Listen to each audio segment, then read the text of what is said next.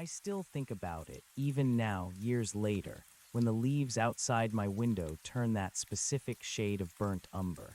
It's a memory that sticks to you like sap, difficult to scrape off, leaving a faint, uncomfortable residue. I was younger then, in my late 20s, full of the kind of boundless energy and misplaced confidence that only comes with youth and a steady paycheck. My job as a park ranger for the Regional Forestry Service was my pride. It wasn't just a job, it was my life. I knew those woods like the back of my hand, or so I thought. Every trail, every hidden creek bed, every old-growth giant. I spent more time under a canopy of pines than I did under a roof. This was deep in the Sequoia National Forest, miles from any paved road, a place where the air always smelled of pine needles and damp earth. It was beautiful, truly. But beauty, as I learned, can sometimes just be a cover for something else entirely. My partner, Mark, was a veteran ranger, a man whose beard had more gray than brown and whose eyes held a quiet wisdom. He'd seen it all, or so he claimed. We made a good team, me with my eagerness and him with his measured calm.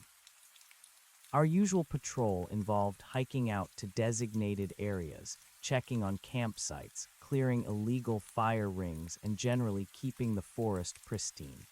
Most days were uneventful, a pleasant hike with good company, maybe a friendly chat with a legitimate camper. The illegal sites were a nuisance, sure, but usually easy enough to dismantle. A few flattened tents, some scattered garbage, an unpermitted fire pit. We'd break them down, pack out the trash, and leave no trace. It was routine. This particular week, the air felt heavier than usual, not just with humidity, but with a kind of stillness that pressed in on you. We were heading out to a section of the forest known as Whispering Pines Gulch. It was off-limits for camping, too delicate an ecosystem, but it was also a prime spot for those looking to get truly lost in the wild, or for those who didn't want to be found. We'd received an anonymous tip, a grainy photo, actually, of a rather elaborate setup. Looks like someone's planning a long stay, Mark had grumbled, squinting at the picture on the patrol truck's dashboard screen. Fire ring looks like it's been there a while. We set off on a Tuesday, carrying our usual gear. Shovels, saws, heavy-duty trash bags, and a couple of days' worth of rations. The hike was longer than anticipated. The old logging trail we usually used was washed out, forcing us to detour through denser undergrowth. We reached the gulch late afternoon, the sun already beginning its slow descent behind the towering redwoods, casting long, eerie shadows. And there it was, the campsite. It wasn't just a tent and a fire ring. This was a ** settlement *. There was a fire pit, meticulously lined with river stones, still warm to the touch. 3 small, dome-style tents were pitched around it, their guy lines taut. A makeshift table had been fashioned from a fallen log, and 2 stumps served as chairs. There were even a few small, roughly cut shelves nailed into a nearby tree, holding what looked like a half-eaten can of beans and a battered paperback. No people, though, just the lingering scent of wood smoke and a silence that felt too deep for a place that had just been occupied. It felt like they'd just vanished into thin air. "Well, this is a first," Mark said, his voice unusually low. "They usually bolt before we get here." We spent the next hour systematically dismantling the site. We pulled down the tents, carefully folded them, and stuffed them into large contractor bags. We broke down the log table and chairs, scattering the wood. We dug out the fire pit, tossing the stones deep into the undergrowth, burying the ash. We took down the shelves and buried the can and book. We meticulously scanned the area, picking up every scrap of litter, every dropped wrapper, every stray piece of kindling. Our goal, as always, was to leave no trace, to restore the gulch to its untouched state. We even raked over the ground where the tents had been, disturbing the soil to erase any flattened patches. By the time we were done, the sun had dipped below the horizon, painting the sky in fiery oranges and purples. A chill had begun to seep into the air, and the gulch, once merely quiet, now felt profoundly still. We made our way back to our temporary camp a few miles away, tired but satisfied with a job well done. "Another one bites the dust," Mark had said, a hint of triumph in his voice. I remember shrugging off a strange feeling that settled over me, a subtle prickle on the back of my neck. It was probably just the exhaustion, I told myself, or the isolation, the kind of place where your imagination could start playing tricks on you if you let it. But as we hiked out of the gulch, the air grew noticeably colder, and I distinctly felt a flicker of movement just at the edge of my peripheral vision, a shadow detaching itself from the deeper gloom of the trees. When I spun around, there was nothing there but the whispering pines and the growing, oppressive darkness. The walk back to our temporary camp was mostly silent, the air growing thick with the scent of pine and damp earth. Mark, usually chatty after a successful patrol, seemed content to let the quiet settle between us. I kept glancing over my shoulder, the memory of that fleeting shadow nagging at me.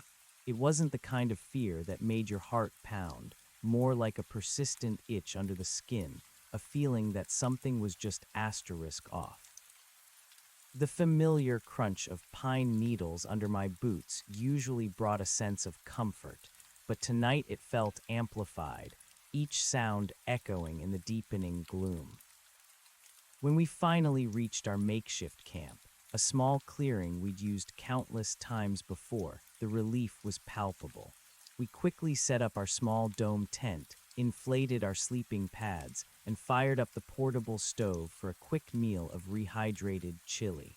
Mark, ever the pragmatist, was already detailing our next day's route on a laminated map, his brow furrowed in concentration. "We'll head east along the ridge, check that old growth section for any signs of beetle infestation," he murmured, tracing a path with a calloused finger. "Then loop back towards the main trail by late afternoon. Should give us plenty of time." I nodded, stirring my chili, but my mind kept drifting back to Whispering Pines Gulch. "Mark," I started, then hesitated. "Did you feel anything weird back there?" He looked up, a spoonful of chili halfway to his mouth. "Weird, like how?"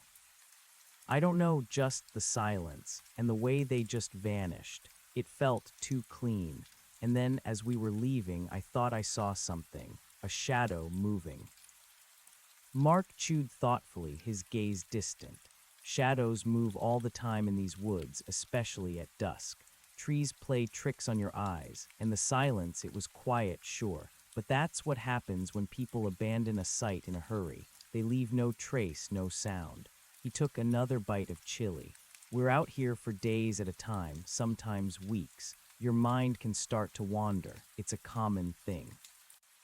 His pragmatic explanation, while logical, didn't quite dissipate the unease. It felt like he was dismissing it a little too easily, or maybe he simply hadn't experienced it the same way. I decided not to press the issue. Mark had been doing this for decades. If he wasn't worried, maybe I shouldn't be either. Still, as I lay in my sleeping bag later that night, the forest sound seemed sharper, the rustling leaves outside our tent sounding less like wind and more like deliberate movement.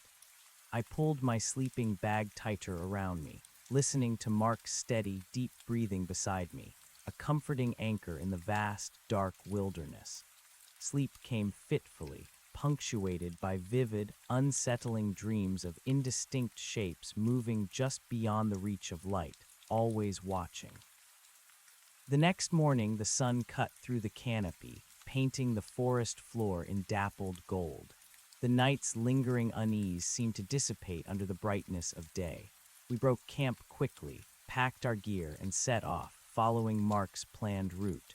The air was crisp, the birds were singing, and the rhythmic crunch of our boots on the trail soon settled into a familiar, comforting rhythm. We spent the day checking trees, noting potential hazards, and enjoying the solitude that was so much a part of our job. The work was physical, requiring constant vigilance, but it was also meditative, allowing my thoughts to drift and then return to the immediate task at hand.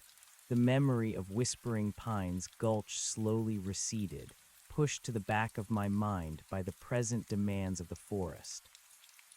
We returned to the ranger station 2 days later, tired but refreshed by the clean air and hard work. The station was a small, rustic building, a hub of activity for our district. Other rangers were milling about, filing reports, checking equipment, and sharing stories from their patrols. Our supervisor, Ranger Evelyn Reed, a no-nonsense woman with sharp eyes and an even sharper wit, greeted us with a nod. "Anything noteworthy, boys?" she asked, leaning against her desk, a mug of steaming coffee in her hand. Mark recounted our patrol, detailing the usual findings: a few fallen trees, some minor trail erosion. He then briefly mentioned the illegal campsite at Whispering Pines Gulch. Elaborate setup, even had makeshift furniture, but they were gone before we arrived. Cleared it out, left no trace. Evelyn raised an eyebrow. "Whispering Pines, that's an unusual spot for a long-term camp. Too secluded, too difficult to access without drawing attention eventually. Any clues as to who they were?" "Nothing, no personal effects, no identifying marks on the tents," I added, stepping forward. "We scoured the area. It was like they packed everything up and vanished." Evelyn hummed, taking a sip of coffee. "Well, good work all the same. Keep an eye on that area. If they're bold enough to set up there once, they might try again. These woods have a way of attracting folks who prefer to be off the grid, and sometimes those folks aren't just looking for solitude." She gave us a pointed look, a silent reminder of the less savory aspects of our job. "File your report, boys, then take a day or two off. You've earned it." The next few weeks fell into a familiar pattern. I spent my days back at the station, catching up on paperwork, performing equipment checks, and assisting with mapping updates. I took a few shorter, solo patrols to less remote areas, enjoying the peaceful routine. The memory of the gulch faded further, becoming just another job, another dismantled site. Mark and I continued our partnership, tackling various tasks from trail maintenance to monitoring wildlife. The subtle prickle of unease I'd felt seemed to have been, as Mark suggested, merely a product of an overactive imagination in the deep woods. Then, about a month after our Whispering Pines patrol, the first strange reports started trickling in. It began subtly. A family reported their campsite ransacked, not by animals, but by something that neatly sliced through tent fabric and scattering their gear, leaving only specific items missing: food, yes, but also a small but expensive solar charger and a portable radio. Then a solo hiker swore he saw figures moving silently through the trees at dusk, far from any established trail, figures that moved too quickly, too fluidly to be typical backpackers. He described them as ghostly, almost blending with the shadows. Evelyn, usually skeptical of such anecdotal evidence, started to look more concerned. "2 more reports this week," she announced at a morning briefing, tapping a pen against a file. "The ransacked campsite near Miller's Creek and another missing person report from the East Sector, a seasoned outdoorsman, experienced in solo expeditions. No trace, just his abandoned car at the trailhead." A chill ran down my spine. This wasn't normal. Missing persons weren't unheard of, but seasoned hikers usually left a plan, a trace, and ransacked campsites by asterisk something other than animals. That was highly unusual. "Any connection to the Whispering Pines site?" I asked, surprising myself with the question. The words were out before I could censor them. Yvelin looked at me, then at Mark. Whispering Pines, that was a one-off illegal camp. These incidents are spread across the district. But the nature of it, I pressed. The precision of the missing items, the feeling of something being out of place.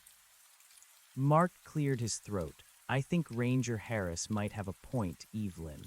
The way that Whispering Pines site was set up, almost too efficient, and the way they vanished. He paused. I've been doing this a long time. It didn't feel like typical campers running from rangers.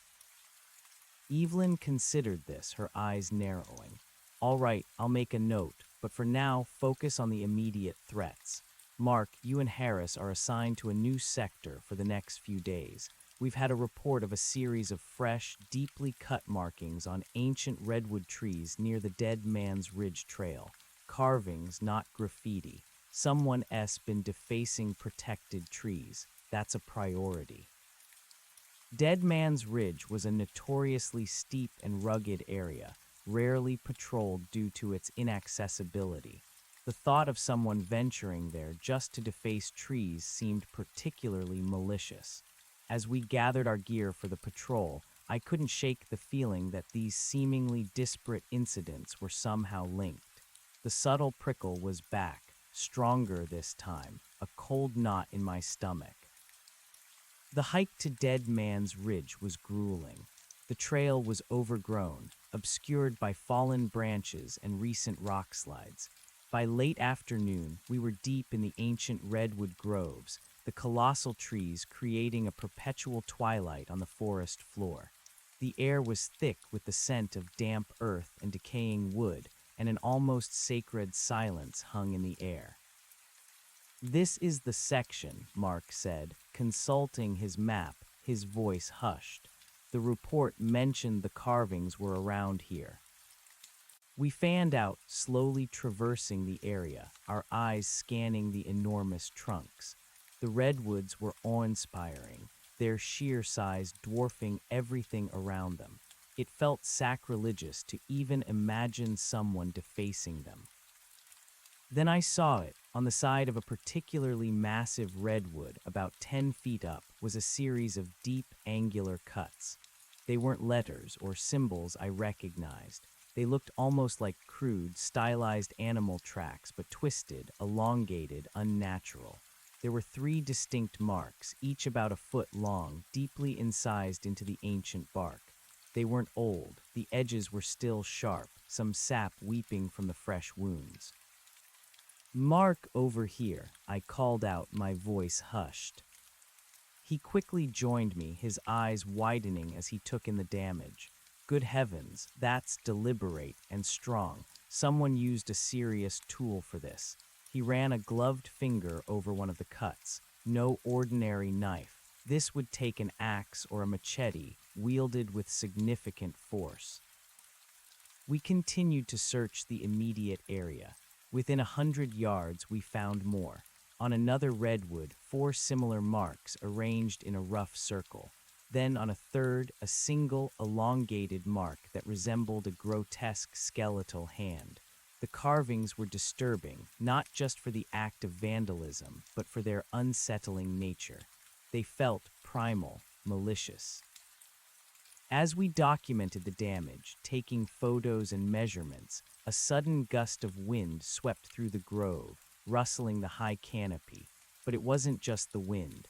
I heard something else, a faint, almost imperceptible sound that seemed to hum just at the edge of hearing, like a low, resonant thrum.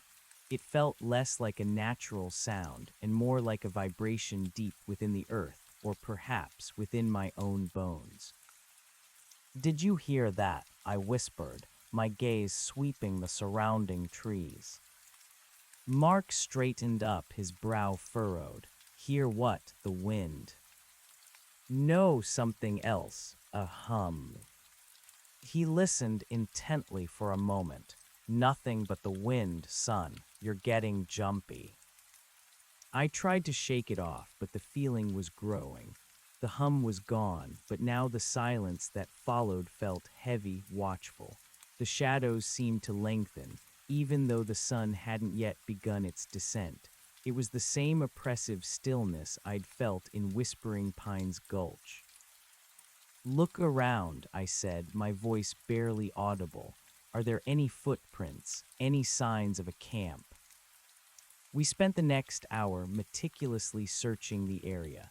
The ground was covered in a thick layer of pine needles and duff, making it difficult to find clear tracks, but we found nothing at all. No discarded wrappers, no flattened vegetation, no subtle signs of human presence. Whoever had carved these trees had left absolutely no trace, just like the campers in Whispering Pines. "This is getting stranger and stranger," Mark muttered, wiping a hand across his beard. "To do this kind of damage, then vanish without a trace, it's professional, or something else entirely." "What do you mean, something else?" I asked, my heart beginning to quicken. He shook his head, looking around the ancient grove, his eyes full of an unreadable expression. "I've seen a lot of things in these woods. Poachers, illegal loggers, cultists even.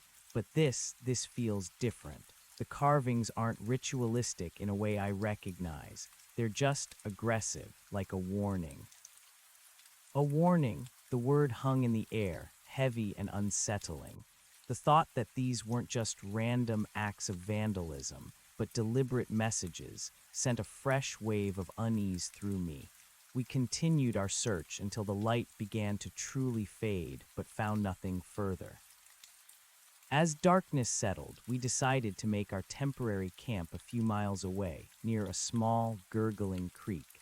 The sound of running water usually brought comfort, but tonight it only seemed to amplify the silence of the surrounding forest. We kept our conversation low, a subconscious acknowledgement of the watchful presence I felt lingering around us. We ate a quick, cold dinner, the chill in the air seeming to seep into our very bones, despite the layers of clothing. That night's sleep was impossible.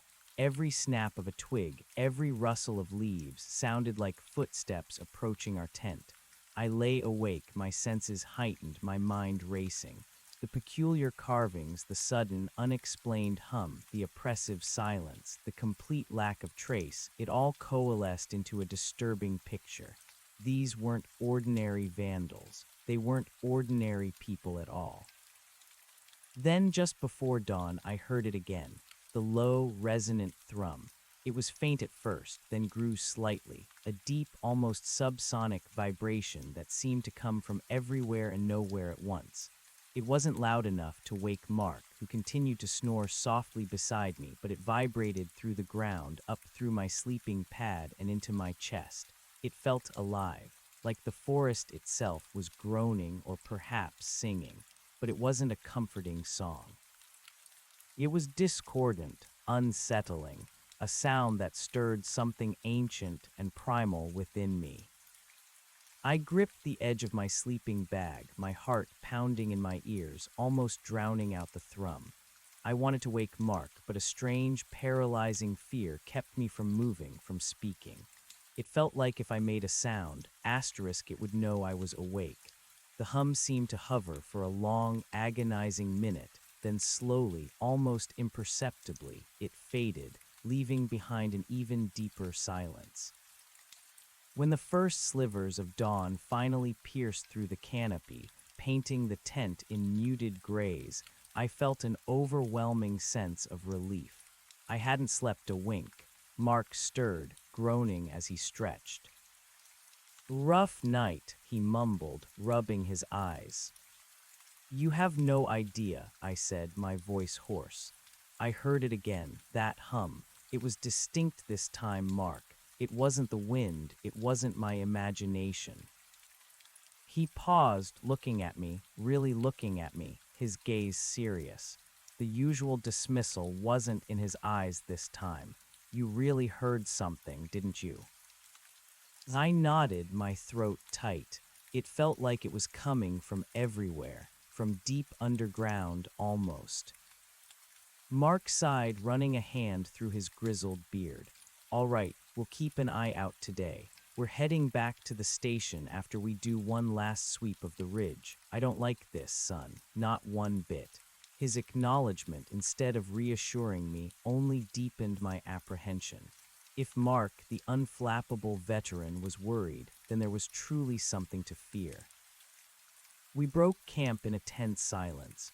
The usual morning chatter was absent, replaced by a quiet vigilance.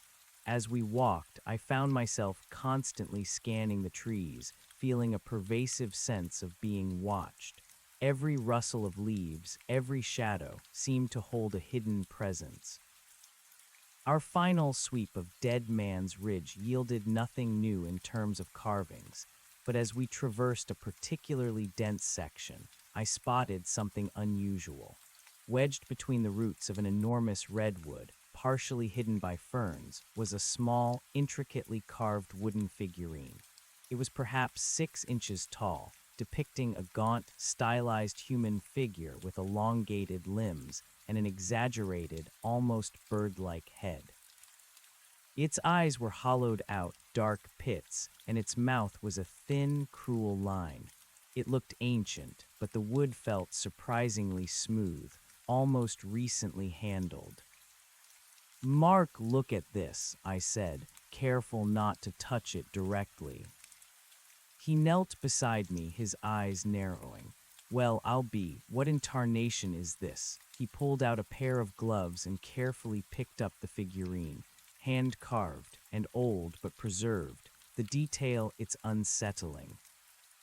He turned it over in his hands. On the back, etched into the wood, were 3 of the same angular marks we'd found carved into the trees. My blood ran cold. "These are the symbols, Mark, the ones on the trees." He nodded slowly, his expression grim. "So our vandals are also artists, or something more." He placed the figurine carefully into an evidence bag.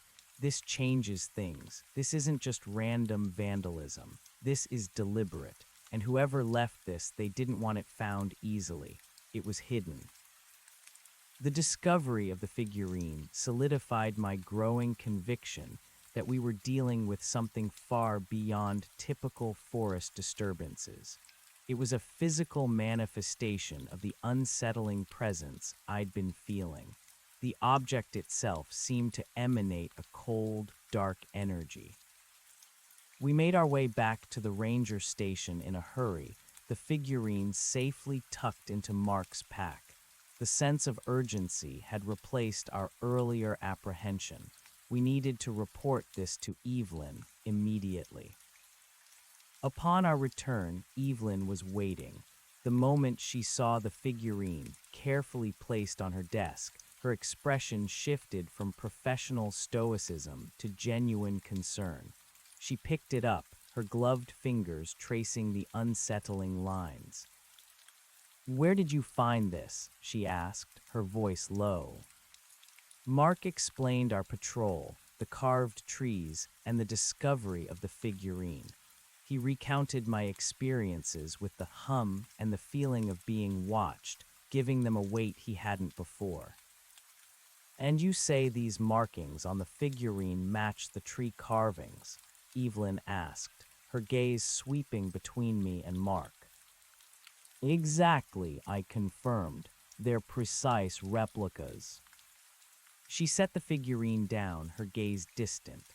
This is a problem. These woods have old stories, you know. Stories the old-timers tell about things that walk in the shadows, things that don't like to be disturbed." She gave a mirthless chuckle. "I always dismissed them as tall tales, campfire stories to spook the new recruits." Her eyes, however, betrayed no amusement. "But this is real, tangible evidence.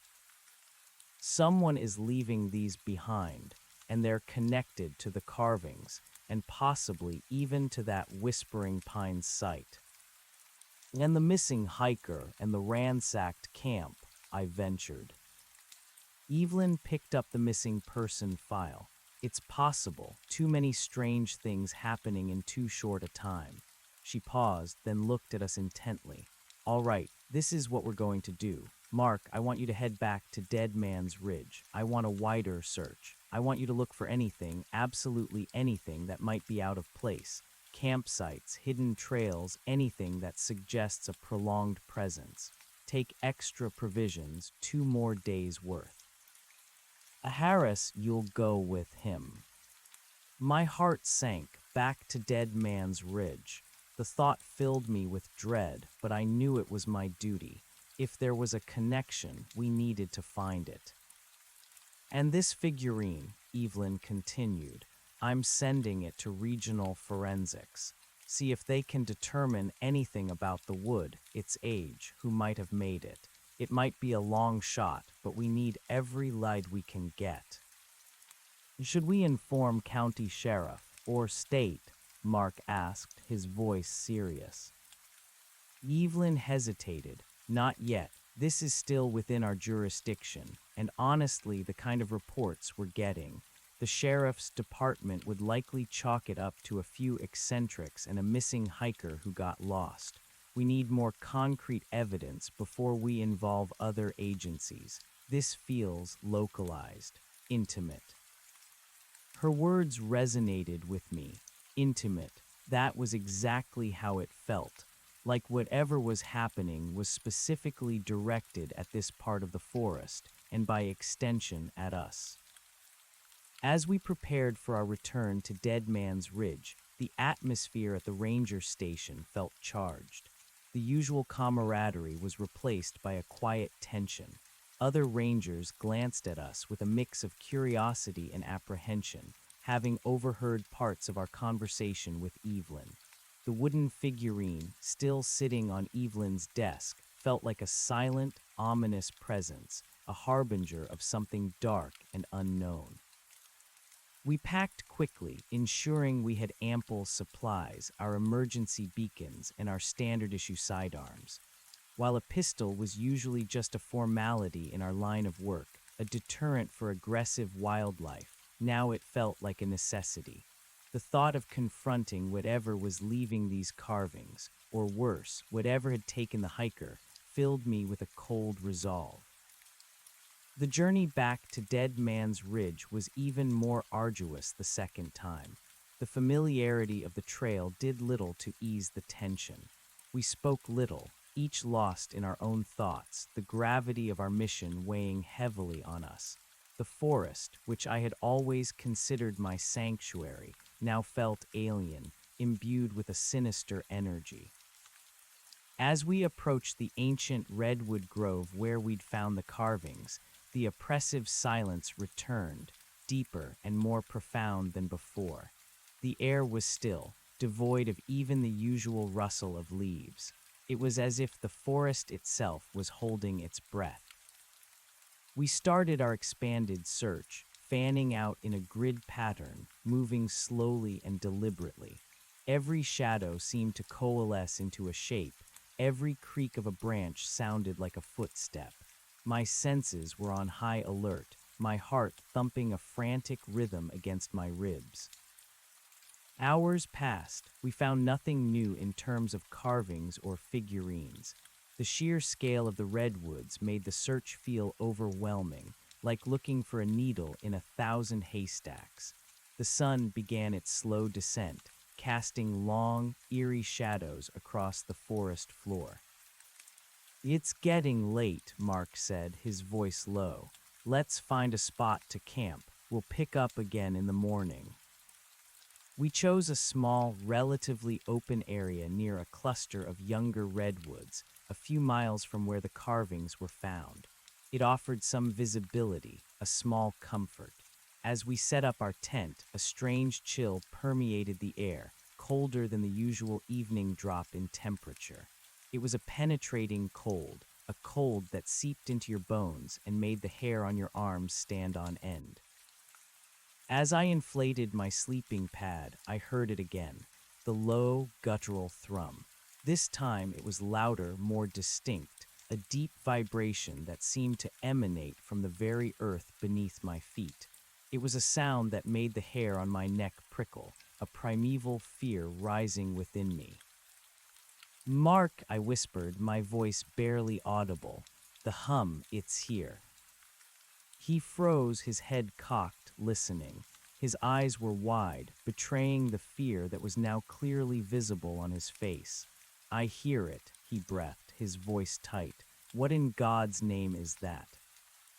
The hum grew stronger, a pulsating vibration that seemed to surround us, coming from no discernible direction. It wasn't a natural sound. It was an unnatural, resonant thrum, like a giant, invisible engine buried deep beneath the forest floor. The forest seemed to respond to it. The leaves on the trees shivered, not from wind, but from the vibration. Small pebbles on the ground seemed to dance. And then, accompanying the hum, a new sound emerged. A soft, whispering sound like dry leaves rustling in a breeze, but too rhythmic, too deliberate.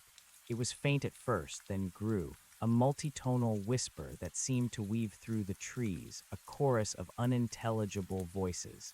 It wasn't human speech, but it wasn't animalistic either. It was something else, something alien and unsettling. Mark grabbed my arm, his grip surprisingly strong. Get in the tent, now. We scrambled inside, zipping up the flap, the thin fabric offering little more than a psychological barrier.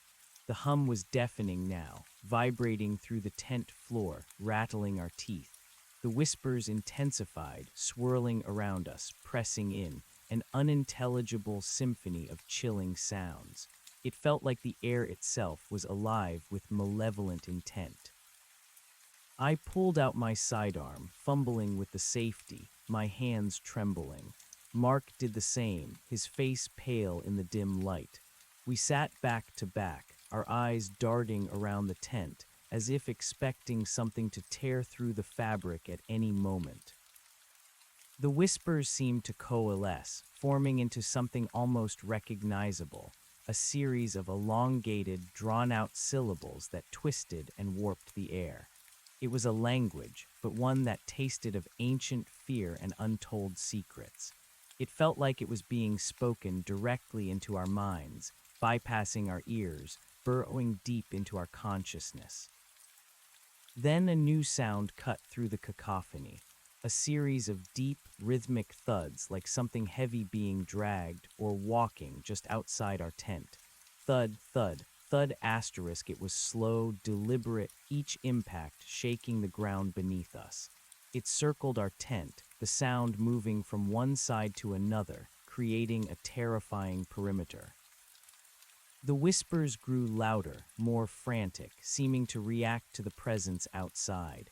The air inside the tent grew impossibly cold, condensing on the fabric, making our breath mist in front of us. I could feel my heart hammering against my ribs, a wild bird trapped in a cage. Then the thudding stopped. The hum subsided slightly, though still present. The whispers quieted, replaced by an eerie stillness. But it wasn't a comforting stillness. It was a predatory stillness, like a cat before it pounces. And then I saw it, through the mesh window of the tent in the deepening gloom, a shape, tall, impossibly thin, moving with a jerky, unnatural grace. It wasn't human. Its limbs were too long, too spindly. Its head was small, almost bird-like, but with a disturbing sense of ancient intelligence. It moved through the trees, gliding between them with silent, unnatural speed, sometimes seeming to melt into the shadows, only to reappear a few feet away. Its surface seemed to shimmer, reflecting the dim light in a way that made it difficult to truly focus on. It was a silhouette, yet it felt intensely real, undeniably present. It wasn't just one. As my eyes adjusted, I realized there were several of them, moving through the trees, a silent, spectral procession. They weren't looking for us. They were moving past us, flowing through the forest like a dark river. But their presence was terrifyingly close, their chilling aura filling the air. They seemed to be following some unseen path, heading deeper into the heart of the ancient grove, towards the areas where we'd found the carvings. Mark gripped my arm again, his knuckles white. Don't move, don't make a sound." His voice was a strained whisper, barely audible over the remaining hum. We stayed absolutely still, frozen in terror, watching the silent, unnatural procession drift past our tent. My entire body trembled, a cold sweat plastering my clothes to my skin. These weren't animals. These weren't people. These were the things of Evelyn's old stories, the things that walk in the shadows. And they were real. The last of the figures vanished into the deeper darkness of the forest. The hum slowly faded, finally receding until it was gone, leaving behind an aching silence that felt louder than any noise. The oppressive cold began to lift, but the terror lingered, a persistent residue. We remained in the tent for what felt like hours, not daring to move, until the first light of dawn began to paint the sky. Only then, as the forest slowly awakened with the sounds of birds and rustling leaves, did we dare to stir. Mark unzipped the tent flap slowly. We emerged into the pre-dawn gloom, our bodies stiff, our faces pale and drawn. The air still held a faint, lingering chill, a ghost of the supernatural cold we had felt. What were those things?" I whispered, my voice raw. Mark shook his head, his eyes wide and hollow. "I have no idea, son. In all my years, I've never seen anything like it, not even heard tales like it, not true ones." He looked around the forest, his gaze searching, wary, "But they're real and they're here." He paused, then added, his voice barely audible, "And I have a feeling they're connected to everything. The gulch, the carvings, the missing hiker, all of it." A cold, dawning horror settled over me. We had stumbled into something far greater, far more terrifying than illegal campers or vandals. We had crossed paths with entities that defied explanation, beings that belonged to the realm of myth and nightmare, and we were deep in their territory. "We need to get out of here, Mark," I said, my voice urgent. "We need to report this, to Evelyn, to anyone who will listen." He nodded, his jaw set, agreed, but first, he walked towards the direction the figures had taken, his pistol still clutched in his hand. "I want to see where they were going, just a quick look. We need to know if they left any trace." Despite my fear, I followed him, my own pistol ready. The sun was beginning to peek over the horizon, casting the forest in a deceptive beauty. The fear was still there, a tight knot in my stomach, but a new feeling was emerging, a grim determination. We had seen something impossible, something that shattered our understanding of the world. We couldn't just run, not yet, not without understanding a little more. We moved cautiously, our eyes scanning the ground, searching for anything. The forest floor was still covered in needles and duff, but Mark's veteran eyes were sharp. After about 10 minutes of tense walking, he stopped, pointing to a spot near the base of an ancient redwood. "Look," he whispered. There, pressed into the damp earth, were a series of prints. They weren't animal tracks, and they weren't human. They were long, narrow, with 3 distinct, elongated toes, ending in sharp points. They looked disturbingly similar to the stylized animal tracks carved into the trees, and they were deep, as if whatever made them was incredibly heavy or had pressed down with immense force. The tracks led off, deeper into the untouched heart of the ancient grove, towards an area rarely, if ever, traversed by humans. An area of even older, larger redwoods, where the canopy was so thick that the ground was in perpetual twilight. An area that felt profoundly sacred and profoundly dangerous. Mark knelt, examining the prints closely. These match the carvings. This is what made them. I stared at the tracks, a new wave of fear washing over me. They weren't just passing through. They were part of this place. They were leaving their mark, making their territory known. "What do we do?" I asked, my voice barely a whisper. Mark looked up, his eyes meeting mine. They were full of a mixture of fear, awe, and a grim resolution. We follow them, just for a little while. We need to know where they're going, what they're doing. We need answers. I knew it was insane. Every fiber of my being screamed at me to turn back, to run. But the ranger in me, the part that was driven by duty and a thirst for understanding the wilderness, wouldn't let me. We had seen something impossible. We couldn't pretend we hadn't. "All right," I said, my voice steadying, surprising even myself. But we proceed with extreme caution, and we turn back at the first sign of trouble.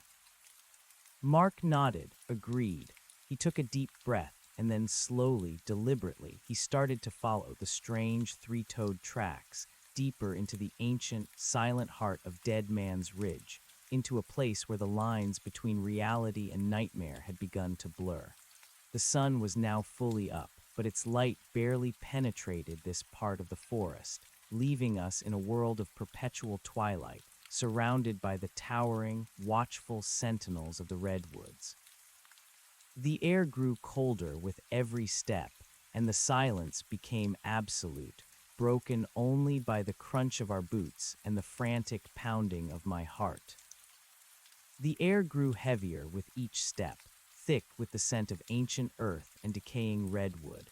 The towering giants above us formed an impenetrable canopy, swallowing the morning sun and plunging the forest floor into a perpetual dim twilight.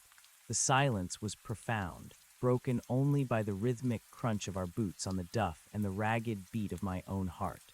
Mark led the way, his gaze fixed on the strange, three-toed prints that snaked across the forest floor. They were unsettlingly clear, pressed deep into the damp earth, each one a stark reminder of the impossible beings we had witnessed. "They're heading deeper," Mark whispered, his voice hoarse, barely audible in the oppressive stillness, "towards the oldest part of the grove, the part that's rarely, if ever, traversed." I nodded, my throat tight. Every instinct screamed at me to turn back, to abandon this foolhardy quest for answers and run for the safety of the ranger station. But the discovery of the prints, the tangible proof of what we had seen, had ignited a strange, desperate need within me. We couldn't unsee what we had seen. We couldn't unhear what we had heard. And now, we couldn't unlearn what these prints represented. The tracks continued, unwavering, leading us into an increasingly dense labyrinth of colossal redwoods. The trees here were truly ancient, their massive trunks scarred by centuries of time, their branches reaching for the sky like gnarled, forgotten arms. Lichen draped from their boughs like spectral beards, and thick layers of moss cushioned the ground, swallowing sound. The cold intensified, a deep, penetrating chill that seemed to emanate from the very earth itself, seeping into our bones. We moved with extreme caution, our sidearms drawn and held ready, though against what I wasn't sure. What good would a few bullets be against creatures that shimmered and moved like shadows? The thought was terrifying, but the pistol in my hand offered a small, irrational comfort. After what felt like an eternity, but was probably only an hour, Mark stopped abruptly, holding up a gloved hand. I froze, my senses straining. The silence here was different. It wasn't just the absence of sound. It was an active, heavy silence, a pressure that pushed in on your eardrums, making them ache. It felt like the forest itself was holding its breath. "Listen," Mark breathed. I listened. For a long moment there was nothing. Then I heard it, a faint, almost imperceptible sound, a distant, rhythmic thump-a-thump-a-thump. It was incredibly low, a subsonic beat that vibrated more through the soles of my boots than through my ears. It was the same thudding we had heard circling our tent last night, but muffled, far away, deeper within the grove. "What is that?" I whispered, my voice trembling. "I don't know," Mark replied, his eyes wide and unfocused, as if seeing something beyond the trees. But it's where they're going. He took a deep breath, steeling himself, and continued to follow the tracks, now heading directly towards the source of the faint, rhythmic thumping. The tracks became more frequent here, sometimes overlapping, suggesting a gathering, a convergence. The sense of being watched intensified, prickling the hairs on my neck, making my skin crawl. Every ancient, moss-covered trunk seemed to hide a pair of unseen eyes. We pressed on, each thump growing slightly louder, drawing us inexorably forward. The environment changed again. The trees grew even larger, spaced further apart, creating vast, cathedral-like clearings. But these clearings were not welcoming. They were filled with an unsettling sense of purpose, as if they were not natural open spaces, but deliberate constructions. Then we saw it, not a clearing, but an asterisk opening asterisk. Hidden deep within the maze of ancient redwoods, a colossal fissure yawned in the earth. It wasn't a natural cave entrance or a geological fault line. It looked like an impossibly ancient rupture, a tear in the very fabric of the earth, as if a giant hand had ripped the ground open. Its edges were jagged, but smoothed by eons, and dark mosses and ferns clung to its sheer faces, weeping moisture into the cavernous darkness below. And from within this abyss, the thumping was now undeniably clear, a deep, resonant pulse that shook the very ground. The low hum, too, was present here, a constant, vibrating undertone that seemed to emanate from the fissure's depths, making the air thrum with an invisible energy. The three-toed tracks led directly to the edge of this terrifying chasm, where they converged and vanished into the darkness. Around the entrance, the ground was trampled, a clear sign of frequent passage, but there was more.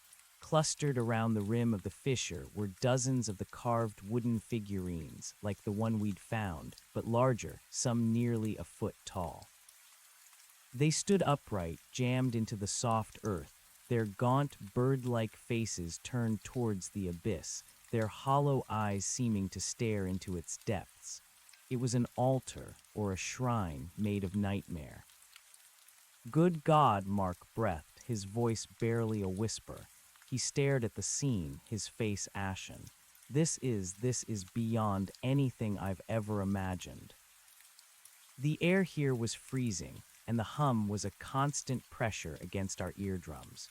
The whispers, too, were present, no longer faint, but a low, multitonal murmur that seemed to rise from the depths of the fissure, swirling around us like an unseen wind.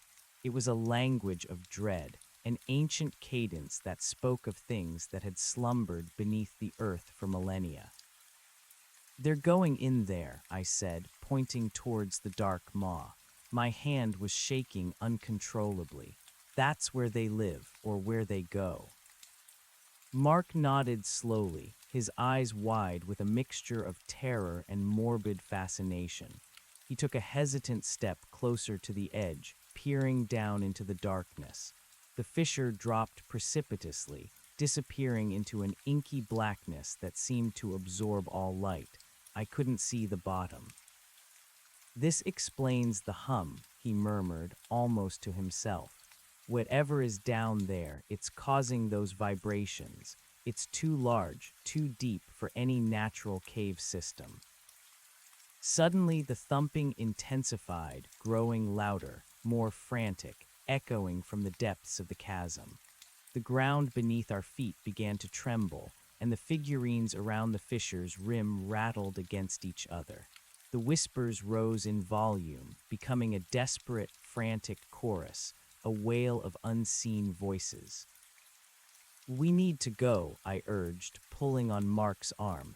"Now, something's happening." But Mark seemed rooted to the spot, his gaze fixed on the abyss. "Wait," he whispered. "Look." From the impenetrable darkness below, a faint, flickering light began to emanate. It wasn't a steady light, but an intermittent, pulsating glow like distant lightning deep underground. As the light flickered, it briefly illuminated fragments of the chasm's interior. I caught glimpses of impossible structures, immense, smooth-sided pillars that seemed to support the earth, and vast, gaping tunnels leading off into unseen depths. And in the brief flashes, I thought I saw movement, dark shapes, long and spindly, clinging to the cavern walls, scuttling across impossible distances. The thumping reached a crescendo, a thunderous boom that vibrated through my entire body, rattling my teeth, making my vision blur. The whispers became a terrifying shriek, a chorus of despair that tore at my sanity. The figurines around us began to fall, toppling over as the ground bucked and groaned beneath us. "Mark, we have to go," I screamed, my voice raw, finally managing to pull him away from the precipice. He stumbled back, his eyes wide with terror. We turned and ran, scrambling away from the vibrating chasm, away from the screaming whispers, away from the pulsating light and the infernal thumping. We didn't stop to look back, our legs pumping, our lungs burning, driven by a primal, overwhelming fear. The ancient redwoods, once sentinels of comfort, now felt like silent judges, watching our terrified retreat.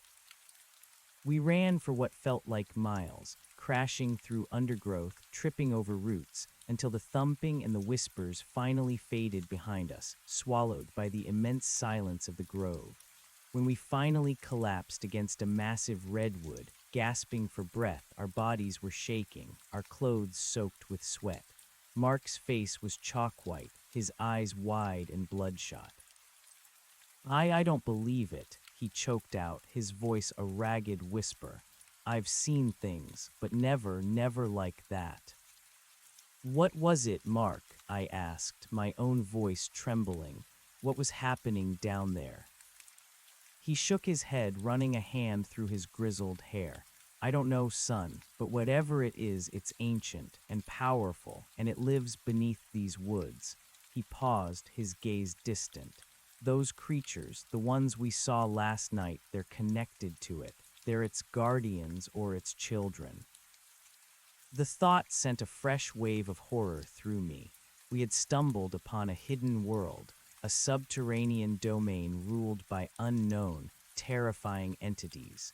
And we, two park rangers, were utterly out of our depth. "We have to get back," I said, urgency lacing my voice. "We have to tell Evelyn. We have to tell someone."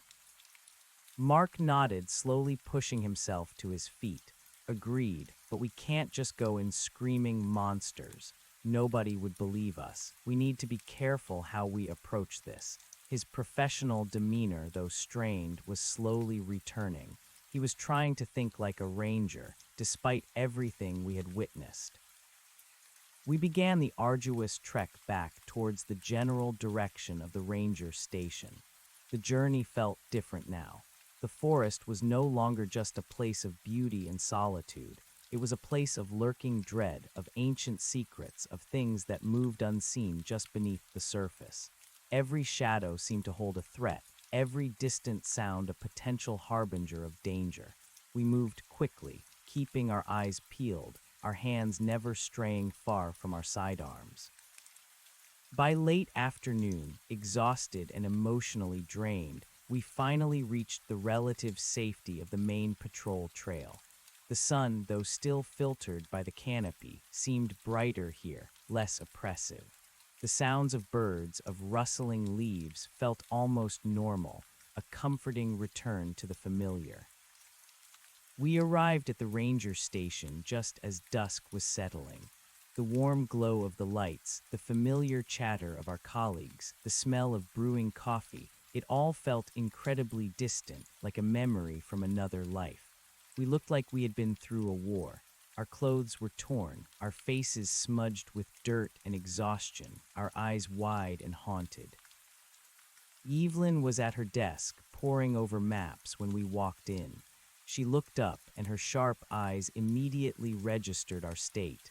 Her professional calm faltered. replaced by a flicker of genuine concern. Mark Harris, what in God's name happened to you too? She asked, rising from her chair. You look like you've seen a ghost. Mark didn't waste words. He walked straight to her desk, pulled out the evidence bag with the wooden figurine and placed it next to her hand. Evelyn, he said, his voice grave, we found more, dozens of them, at the mouth of a massive fissure, deep in the ancient grove on Dead Man's Ridge. He then recounted everything, his words spilling out in a torrent. The thumping, the hum, the whispers, the flickering light, the impossible structures beneath the earth, the strange, spindly figures, the sense of an ancient, terrifying presence. He spoke with a quiet intensity that left no room for doubt, his usual pragmatic tone replaced by a raw, visceral fear. I corroborated his story, adding details, confirming the reality of our shared nightmare. Evelyn listened, her expression shifting from concern to disbelief, then to a growing horror. She picked up the figurine, her gaze fixed on its unsettling features. Her knuckles were white as she gripped it. A fissure, she finally said, her voice barely a whisper. A new one, or an old one we don't have mapped. Older than old, Evelyn, I interjected. It looked ancient, like it had been there for millennia, and it was clearly an entry point for those things. Evelyn walked to a large wall map of the district, her finger tracing the contours of Dead Man's Ridge. There's nothing like that marked here, nothing of that scale. Are you sure it wasn't some kind of sinkhole? No, Mark said firmly. This wasn't a sinkhole. This was intentional, and it was vibrating, like something enormous was moving deep within the earth. And those figures, they were clearly connected to it. We saw their tracks leading in and out of the entrance. Evelyn turned back to us, her face pale. All right, this is beyond anything I've ever encountered. The missing hiker, the ransacked camps, the whispers the other rangers have dismissed as wind playing tricks. It's all connected. She paused, then took a deep breath. I'm calling this in. Sheriff's Department, state parks, anyone who will listen. They won't believe us, Evelyn, I warned, not without seeing it. She nodded grimly, perhaps not fully, but they'll have to investigate a missing person and a significant geological anomaly, especially if we can pinpoint the location. And we'll have this. She held up the figurine, tangible evidence of something utterly abnormal. The next few hours were a blur of activity. Evelyn made call after call, her voice low and serious. Other rangers, overhearing snippets of conversation, cast worried glances our way. The story, even filtered through official channels, was still too bizarre, too unsettling to be easily dismissed. Sheriff Thompson, a burly man with a perpetually skeptical expression, arrived an hour later with 2 deputies. He listened to our account with a furrowed brow, his skepticism evident in every line of his face. He examined the wooden figurine with a disdainful sniff. So you're telling me, Rangers, that you found some kind of giant hole in the ground, filled with humming and whispering, and that it's home to what exactly? Aliens? Bigfoot? He scoffed, looking at Evelyn. Evelyn, with all due respect, these boys have been out in the woods too long. Sunstroke, perhaps. Evelyn, usually quick to defend her team, held her ground. Sheriff, I understand your skepticism, but Mark and Harris are veteran rangers. They're not prone to flights of fancy. The figurine alone is highly unusual, and the scale of the fissure they're describing, if accurate, warrants immediate investigation. And let's not forget the missing hiker. His last known location was not far from Dead Man's Ridge. Sheriff Thompson rubbed his chin, a reluctant concession. All right, a fissure, a missing person, and some creepy wood carvings. Fine, we'll send a search and rescue team in the morning along with some geological experts, but I'm not sending my men into some alien monster pit based on a tall tale. He looked at us, his gaze hard. You two will lead the way. You pinpointed this, Fisher. You'll take the brunt of the skepticism until we see it with our own eyes. A grim sense of responsibility settled over me. We had uncovered this impossible truth, and now it was up to us to prove it. The thought of returning to that place, to the mouth of that dreadful chasm, filled me with a cold dread, but I knew it was unavoidable. The next morning, the ranger station was a hive of controlled chaos. A search and rescue team, a few deputies, and a state park geologist named Dr. Eris Thorne arrived. Dr. Thorne was a quiet, unassuming man with spectacles and an intense gaze, clearly more interested in rocks than in folklore. He carried a heavy backpack filled with geological survey equipment. Sheriff Thompson gathered everyone for a briefing. All right, folks, we're heading into Dead Man's Ridge. We're looking for a missing hiker, and for what Rangers Harris and Miller are describing as a massive fissure that's not on any map. Dr. Thorne will assess any geological anomalies, standard search and rescue protocols. Stay in your groups, radios on, any questions. His gaze lingered on Mark and me. The implicit message was clear. Don't waste my time with any more nonsense. The procession into Dead Man's Ridge was a strange one. A team of seasoned outdoor professionals, all equipped for a serious expedition, but with an underlying current of skepticism clashing with an unspoken apprehension. Mark and I led the way, our bodies still aching, our minds still reeling from the night before, but resolute. The journey was long and grueling, made more difficult by the unfamiliarity of the terrain for most of the team. As we drew closer to the ancient grove, the air grew colder, the silence deeper. The other members of the team, initially chatty, grew quieter, their expressions becoming more serious. Even Sheriff Thompson seemed to lose some of his bluster. "It's getting cold," one of the deputies muttered, pulling his jacket tighter. "And quiet," added another, two quiets. I glanced at Mark. His jaw was clenched, his eyes scanning the dense trees. He knew what was coming. Finally, after hours of tense trekking, we reached the vicinity of the fissure. The ancient grove, with its cathedral-like clearings and colossal redwoods, was as we remembered it. The sense of oppressive stillness, the lingering chill, it was all there. "This way," Mark said, his voice low, guiding them towards the hidden opening. The team followed, their expressions a mix of confusion and growing unease. Even Dr. Thorne, who had been muttering about geological formations and tectonic shifts, grew quiet, his eyes scanning the impossible scale of the redwoods. Then we rounded a cluster of massive trunks, and the fissure revealed itself. A collective gasp swept through the group.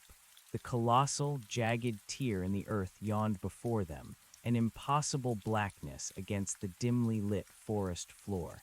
Around its rim, dozens of the unsettling wooden figurines still stood, their gaunt faces staring into the abyss. Sheriff Thompson stared, his mouth slightly agape.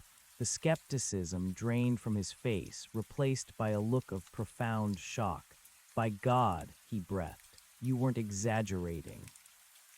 Dr. Thorne, usually reserved, rushed forward, his geological hammer still clutched in his hand.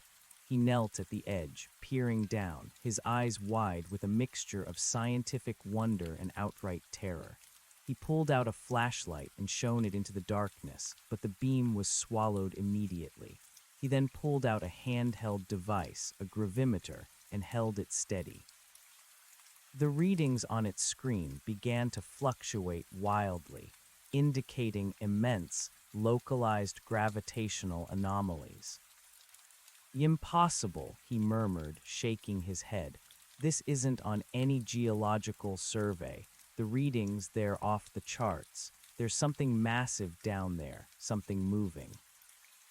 As if on cue, a faint, low hum began to emanate from the depths of the fissure. It was subtle at first, a barely perceptible vibration, but it quickly grew, the same resonant thrum we had experienced, making the ground beneath our feet tremble. The wooden figurines around the rim rattled. The deputies exchanged nervous glances, their hands instinctively going to their sidearms. Sheriff Thompson, his face grim, drew his own weapon. "What is that sound?" he demanded, his voice strained. "The hum," I said, my voice quiet. "It's how they communicate, or how their presence makes itself known." Then the rhythmic thumping began, low and distant at first, then growing louder, pulsing from the abyss. Thump, thump, thump. The ground shook more violently. The whispers started too, a faint, multitonal murmur rising from the depths, swirling around us, a language of ancient dread. Panic began to ripple through the group. The search and rescue team members, hardened by countless emergencies, looked genuinely terrified. "Everyone fall back," Sheriff Thompson bellowed, his voice cracking with fear. "Get back from the edge, now." The team scrambled backwards, away from the terrifying chasm, away from the escalating cacophony. Dr. Thorne, however, seemed to have forgotten himself, still kneeling at the edge, his gravimeter clutched in his hand, his eyes wide with a frantic scientific curiosity. "Doctor, get back here," Evelyn shouted, grabbing him by the shoulder and pulling him away just as the thumping reached a terrifying crescendo. From the blackness of the fissure, the same flickering light began to pulse, illuminating fleeting glimpses of impossible, enormous structures and dark, spindly forms moving within the depths. The whispers became a chorus of screams, a wail of untold horror that tore at our very souls. The ground bucked violently. "Move, everyone, move," Sheriff Thompson roared, herding his men. We retreated in a disorganized rush, stumbling through the dense undergrowth, away from the screaming abyss.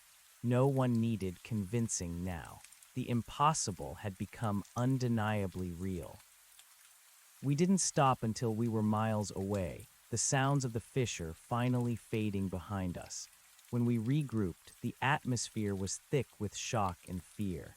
Sheriff Thompson, his face pale and sweating, leaned against a tree, trying to regain his composure. I don't know what that was," he stammered, his voice uncharacteristically shaky. "But I know we're not going back in there. Not without a plan, not without reinforcements." He looked at Mark and me, his eyes wide with respect and a lingering terror. "You two were right, every damn word." Dr. Thorne, though visibly shaken, was already recovering, his scientific mind trying to grapple with the impossible. The gravitational anomalies, the resonant frequencies, the biological signatures I picked up on my sonic sensor, they were unlike anything I've ever seen. This is a scientific discovery of unprecedented magnitude. Whatever is down there defies all known laws of physics and biology. Evelyn, though equally terrified, had regained her composure. Her voice was firm, authoritative. "All right, we have confirmation, concrete, undeniable evidence. Sheriff, I suggest we establish a perimeter around this area immediately, a wide one. No one goes in or out without authorization, and we need to contact the state authorities, perhaps even federal. This is no longer just a ranger district issue. This is something else entirely." Sheriff Thompson nodded, his face grim. "Agreed, I'll make the calls. This is above my pay grade, way above." He looked at his deputies. "You heard the woman, perimeter. Now, set up motion sensors, tripwires, cameras, anything to detect ingress or egress, and I want round-the-clock surveillance. As the deputies and search and rescue team began to set up a defensive perimeter, their earlier fear now replaced by a grim determination, I looked at Mark. We had brought them here. We had unveiled a nightmare. And now, the true scope of the problem was beginning to unfold. Over the next few days, the region around Dead Man's Ridge transformed. State and federal agencies descended upon the Sequoia National Forest. Black SUVs with tinted windows, specialized scientific equipment, and highly trained personnel began to pour into the area. The ranger station, once a quiet hub, became a command center. The official cover story, disseminated to the media, was a major geological anomaly coupled with a sensitive ecological survey and a complex search and rescue operation for a missing hiker. But behind closed doors, in hushed tones, the truth was being discussed. A team of specialists from a clandestine federal agency, identified only as the Department of Anomalous Phenomena (DAP), took over the investigation. They were a shadowy group, moving with efficiency and an unsettling quiet. Their leader, a stern woman with piercing gray eyes named Agent Kestrel, interviewed Mark and me extensively, listening to our account with an unnerving calmness. She took detailed notes, showing no surprise or disbelief, only a cold, methodical interest. "You've done well, Rangers," Agent Kestrel said after our third lengthy debriefing. Her voice was flat, devoid of emotion. "Your initial reports were crucial. What you've encountered, it aligns with certain historical records we possess, disturbances, ancient entities. We've been monitoring similar phenomena in other remote wilderness areas, though never on this scale, nor with such direct, verifiable evidence." "So you know what they are?" I asked, my voice eager. She looked at me, her gray eyes unreadable. "We have theories, hypotheses, based on fragmented accounts and archaeological findings that often defy mainstream interpretation. What you call the hum and the whispers we refer to as psionic resonance, a form of extrasensory communication, a low-frequency sonic projection, and a psycho-spiritual manifestation. The figures you saw, we call them veil walkers. They exist on a liminal plane, straddling our reality and another. They are often associated with these deep places." My mind reeled. Veil walkers, psionic resonance. It sounded like something out of a science fiction novel, yet she spoke with such utter conviction. "And the fissure?" Mark asked, his voice skeptical. "It's not a geological formation as you understand it," Agent Kestrel explained. "It's what we term a nexus point, a convergence, a thinning of the veil between dimensions. These points often manifest as deep fissures or caverns, but they are not merely physical holes in the earth. They are gateways, and the entities that reside on the other side, they are ancient. We believe they feed on certain energies: fear, life force, consciousness itself."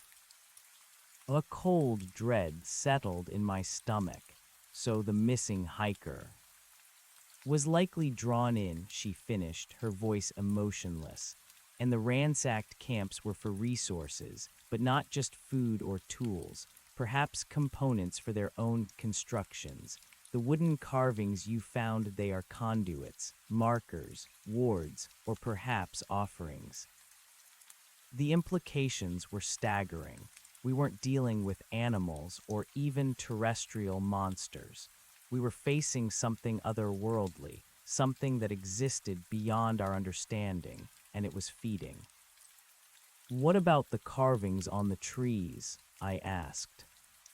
"Territorial markers, warnings, or perhaps a form of active communication," she replied. "We believe the Veil Walkers are not just residing here. They are actively expanding their influence." The increased activity you've noted, the spreading of the carvings, the deeper incursions into human territory, it suggests a significant escalation. What's the plan? Mark asked, his voice grim. Agent Kestrel's gaze hardened.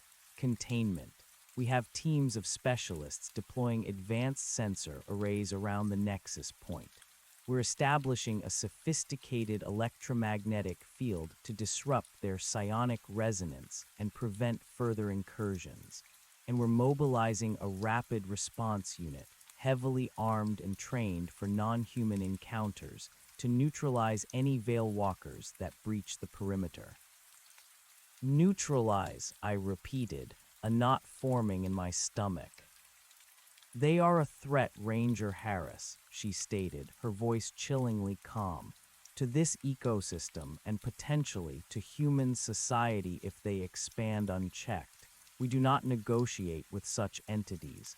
We contain and, if necessary, eliminate. The casual way she spoke of eliminating otherworldly beings sent a shiver down my spine. This was no longer just about protecting the forest. This was a war against an unseen enemy, a war that had been brewing for centuries, and we had just accidentally stumbled onto the front lines. Mark and I were officially reassigned to assist the DAP teams, our intimate knowledge of the forest invaluable. We spent our days guiding specialists through dense terrain, pointing out hidden trails, explaining the nuances of the local ecosystem. But our role felt trivial compared to the high-stakes, covert operation unfolding around us. The forest changed under DAP's influence. Areas were sectioned off, invisible fences of electromagnetic energy erected. Sophisticated cameras with thermal and spectral imaging capabilities dotted the landscape. Small, silent drones patrolled the skies, their whirring barely audible. The sense of watchful dread, once subtle, was now overt, a constant tension in the air. Days turned into a week, then two. The perimeter around Dead Man's Ridge was solidified. No one went near the fissure without a team of armed DAP agents. The hum and whispers still emanated from the depths, sometimes intensifying, sometimes subsiding, a constant, unsettling reminder of the abyss beneath. Then the first breach occurred. It was late one evening, a few days after the perimeter was established. Mark and I were in the makeshift command center, reviewing sensor data with Agent Kestrel. Suddenly, alarms blared through the station. Red lights flashed across the holographic map, indicating a breach on the southern flank of the perimeter, far from the fissure itself. Veil Walker activity detected, a DAP technician shouted, his fingers flying across his keyboard. Multiple entities moving fast, heading southwest, directly towards the main road. Agent Kestrel's face remained impassive, but her voice was sharp. Rapid Response Unit Delta, intercept. Non-lethal containment first. Lethal force authorized if necessary. Unit Gamma, secure the breach point. Mark and I exchanged a terrified glance. They were out. The Veil Walkers had breached containment. We know that area, Agent, Mark said, urgency in his voice. There's a small residential logging community about 10 miles southwest. They'll be heading straight for it. Agent Kestrel turned to us, her gray eyes narrowing. Rangers, you're with me. Your knowledge of the terrain could be vital. We grabbed our gear, our hearts pounding. This was it, our first direct confrontation since that terrifying night in the tent. This time, we weren't just observers. We were part of the response. We piled into a black, armored DAP vehicle, its engine humming silently. Agent Kestrel was in the driver's seat, her hands precise on the controls. The vehicle sped through the darkened forest roads, lights off, relying on advanced night vision. The radio crackled with urgent commands and status updates from the rapid response units. Delta Team engaging multiple targets, a voice reported over the comms, static-laced. They're fast, dispersing through the trees. Then, the sound of energy weapons firing, followed by shouts and the unmistakable, chilling sound of the Veilwalker's psionic scream. It was the whispers, magnified, sharpened into a sound that vibrated through your skull, tearing at your sanity. "We're almost there," Agent Kestrel said, her voice taut. "They've split into smaller groups. We need to cut off their escape routes." The vehicle skidded to a halt on a dirt road overlooking a deep ravine. Below us, through the trees, we could see the flickering lights of the rapid response units, their energy weapons painting arcs of light against the darkness. We could hear the screams, the shouts, the alien whispers. "Rangers," Agent Kestrel said, handing us each a specialized rifle that looked far more advanced than our standard-issue sidearms. These fire sonic disruptors, non-lethal, designed to disorient and repel Veilwalkers. Aim for mass. Try to herd them back towards the perimeter. Do not engage alone. My hands trembled as I took the rifle. It felt heavy, cold, and utterly terrifying. This was no longer just a patrol. This was combat. "Move," Agent Kestrel commanded, and we plunged into the forest, following her lead. The chaos of the engagement was immediate and overwhelming. The forest was alive with sound and movement. Dap agents, clad in dark, armored suits, moved with precision, their sonic rifles crackling. The Veilwalkers were even more terrifying up close. They shimmered through the trees, impossibly thin, their elongated limbs moving with a jerky, unnatural speed. They seemed to melt into the shadows, only to reappear moments later, unsettlingly close. Their small, bird-like heads were constantly in motion, their hollow eyes fixed on us. I raised my sonic rifle, aiming at a shimmering shape that darted past a redwood. I squeezed the trigger. A burst of blue energy shot from the barrel, hitting the creature. It shrieked, a sound that pierced my ears and recoiled, stumbling backwards before vanishing into the deeper shadows. "Good hit, Ranger," Agent Kestrel shouted, firing her own weapon, a more powerful, focused beam that sent a Veilwalker crashing to the ground with a sickening thud. It lay there, twitching, before slowly dissipating like smoke, leaving behind only a faint, lingering coldness. My blood ran cold. She had eliminated it, just as she said she would. We moved through the forest, a grim hunting party. Mark, despite his fear, moved with the agility and experience of a seasoned ranger, his sonic rifle firing with surprising accuracy. He was a natural, instinctively knowing how to predict their movements, how to cut off their escape. But there were too many of them. They seemed to materialize from the very shadows, pressing in from all sides. Their psionic screams hammered at my mind, filling it with static and disorienting images, fragments of forgotten fears. My vision blurred, my head ached. It was a mental assault as much as a physical one. On there. My vision blurred, my head ached. It was a mental assault as much as a physical one. The Veilwalkers, psionic screams twisting my perceptions, making the trees seem to writhe and the ground feel unstable. I squeezed my eyes shut for a moment, trying to clear the mental static, then force them open.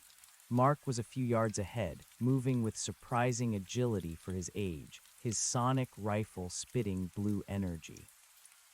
He seemed less affected by the mental assault, or perhaps he was just better at suppressing it.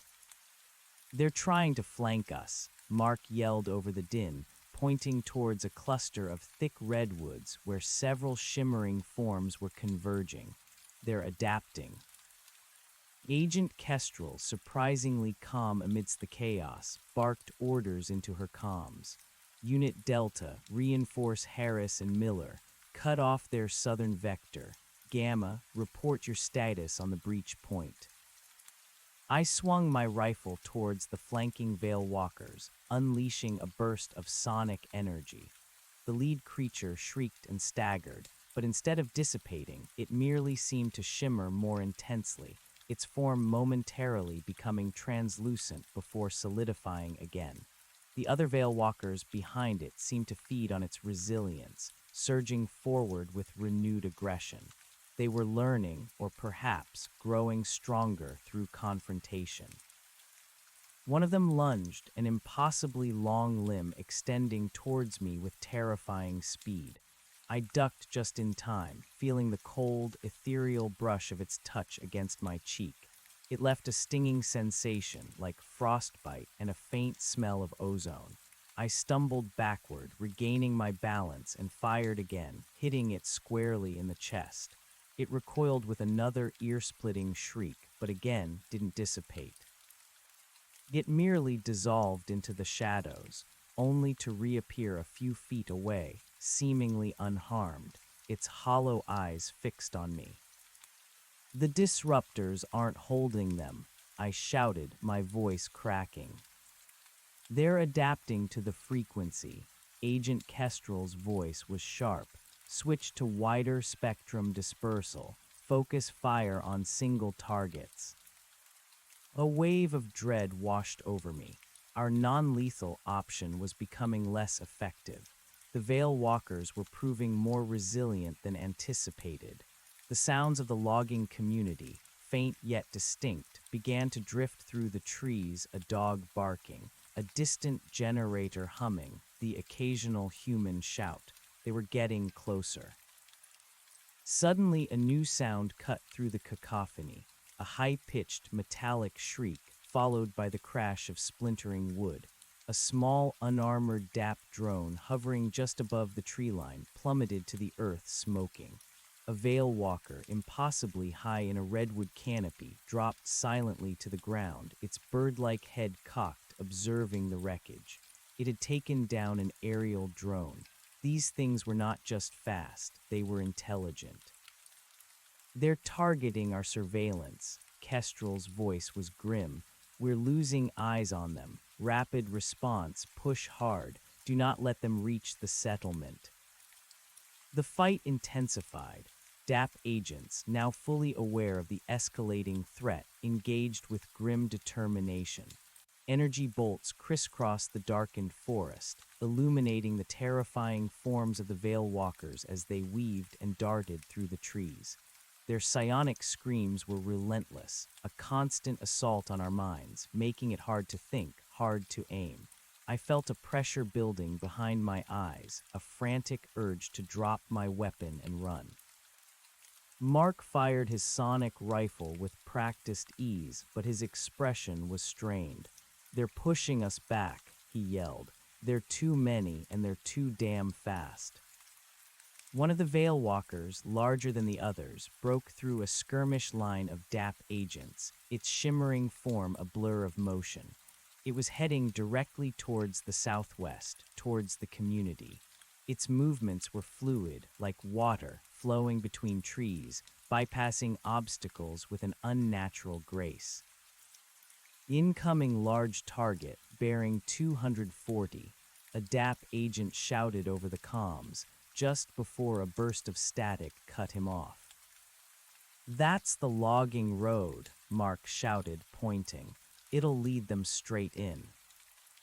Agent Kestrel, her face a mask of grim resolve, didn't hesitate. "Ranger Harris, with me. We'll intercept the lead. Ranger Miller, cover our retreat and regroup with Unit Delta." Before I could fully process her words, Kestrel was already moving, sprinting through the dense undergrowth, her specialized rifle held ready. I followed, my lungs burning, the mental static in my head making every step feel heavy and disorienting. We crashed through a thicket of ferns, emerging onto a narrow game trail that seemed to run parallel to the logging road. The Veil Walker was ahead, a shimmering, dark specter gliding with terrifying speed. It was indeed larger, taller than the others, its elongated limbs seeming to stretch and contract as it moved. It looked less like a skeletal bird and more like a grotesque, multi-jointed insect. Its presence radiated an intense coldness, a palpable sense of dread. Kestrel raised her rifle, firing a concentrated beam of brilliant white energy. It hit the creature mid-stride, momentarily halting its impossible momentum. The Veilwalker shrieked, a sound that seemed to tear at the very fabric of reality, and it stumbled, its form flickering violently. But it didn't dissipate. Instead, it seemed to absorb the energy, its shimmering intensifying, its outline growing sharper, more defined. The hollow pits of its eyes seemed to glow with a malevolent, internal light. "It's feeding," Kestrel gritted out, her eyes wide with a flicker of something close to alarm. "It's absorbing the energy signature." The creature, now brighter, more defined, turned its bird-like head towards us. It moved with a sudden, impossible burst of speed, covering the distance between us in a blink. It wasn't running, it was warping, almost teleporting, its form blurring, then solidifying inches from Kestrel. I reacted instinctively, firing my sonic rifle at point-blank range. The blue energy blast hit the creature, but it merely flinched, its head snapping towards me. The psionic scream intensified, focused directly into my mind. Pain erupted behind my eyes, a searing, splitting agony that made me cry out, dropping my rifle. My vision exploded into a kaleidoscope of terrifying images. Ancient forests, shadowy rituals, the gaping maw of the fissure, and something immense, unfathomably old, stirring in the darkness below. It was a deluge of raw, primal fear, tearing at the foundations of my sanity. As I crumpled to the ground, gasping, Kestrel unleashed another white energy blast, a concentrated beam that tore into the Veilwalker. This time it shrieked and staggered back, its form flickering violently, a faint wisp of black smoke rising from its chest. It was hurt, but not destroyed. It snarled, a low, guttural sound that seemed to emanate from deep within its ethereal body. And then, with another impossible burst of speed, it melted into the shadows, vanishing as quickly as it had appeared. Kestrel didn't pursue. She dropped to her knees beside me, her expression grim. "Harris, are you all right? What did you see?" I was still gasping for air, my mind reeling from the psychic assault. The images were still flashing, fading slowly, leaving a burning residue behind. The fissure, something ancient, I choked out, clutching my head. It showed me fear. She nodded, her face tight. "They can project, amplify emotions, extract memories. They are evolving faster than we anticipated. That was a high-tier entity, a leader, perhaps." She helped me up, retrieving my dropped rifle. "Can you stand? We have to keep moving. It's heading towards the community. We need to warn them." My legs felt like jelly, but I forced myself upright, gripping the rifle. The fear was still a cold knot in my stomach, but the raw terror had subsided, replaced by a desperate sense of urgency. We had to stop it. We pushed on, following Kestrel's lead, moving towards the distant sounds of human activity. The psionic whispers were still there, but muted, as if the Veilwalker was conserving its energy or focusing its efforts elsewhere. The forest around us grew thinner, giving way to rough-cut logging roads and eventually the edge of the community. It was a small collection of cabins and trailers, interspersed with larger logging equipment sheds. A few lights glowed in windows, a faint hum of generators filled the air, and the scent of wood smoke mingled with damp earth. It looked idyllic, peaceful, too peaceful. Then a scream shattered the night, a woman's high-pitched wail, cut short by a choked gasp. It came from one of the cabins just ahead. "Damn it," Kestrel cursed, breaking into a full sprint. "They're already here." We burst into the small clearing, our rifles raised. The scene that greeted us was a nightmare. The door of the first cabin was splintered, hanging open. Inside, a terrified man was trying to drag a screaming woman away from a shimmering form that had clearly just entered. The Veil Walker, the large one we had just encountered, turned, its glowing eyes fixing on us. It had changed. It seemed denser, less ethereal, almost corporeal, its outline sharp and distinct. Its skin, once like shimmering smoke, now had a faint, iridescent sheen, like an oil slick. The brief contact with the humans had solidified it. "Non-lethal only slows them now," Kestrel shouted, aiming her rifle. "Aim for the core, lethal force authorized, protect the civilians." She fired, a concentrated beam of white energy hitting the Veilwalker square in the chest. This time, instead of absorbing it, the creature recoiled with a violent shriek, a cloud of black vapor erupting from its form. It staggered back, its shimmering fading, its form becoming more translucent. It was wounded. I aimed my sonic rifle, switching it to the lethal setting Kestrel had shown me. It was a more powerful, focused blast, designed to disrupt the Veilwalker's very essence. I squeezed the trigger, unleashing a concentrated beam of brilliant blue energy. It struck the creature, and it shrieked again, a sound of agony and rage, its form flickering violently, dissipating like smoke. It dissolved into nothing, leaving behind only an impossibly cold spot on the cabin floor and a faint smell of ozone. The silence that followed was deafening, broken only by the whimpering of the couple inside the cabin and our own ragged breaths. I stood there, rifle still raised, adrenaline coursing through me, my heart hammering against my ribs. I had just killed something impossible, and I felt no triumph, only a deep, unsettling coldness. Kestrel rushed into the cabin, checking on the terrified couple. "Are you hurt? What happened?" The man, a burly logger, was shaking uncontrollably, holding his wife close. It just came through the wall, like a ghost. It wasn't real." He pointed to a section of the cabin wall where the wood was strangely warped and stained, as if something incredibly cold and powerful had passed through it. "It feeds on fear," Kestrel explained, her voice surprisingly gentle for a moment, and it was gaining strength. They were trying to breach the physical barrier to access this energy. She then turned back to us, her professional demeanor firmly back in place. "Good work, Rangers. You eliminated a primary threat, but this was just one. We need to secure the perimeter around this entire community. There may be more." Just as she finished speaking, Mark burst into the clearing, followed by two gasping DAP agents. "Agent Kestrel, the main perimeter has been compromised. Multiple Veil Walkers have broken through, heading this way." He pointed back into the forest, his face pale. "They're bypassing our dampeners. They're learning to phase through the energy fields." The situation was spiraling out of control.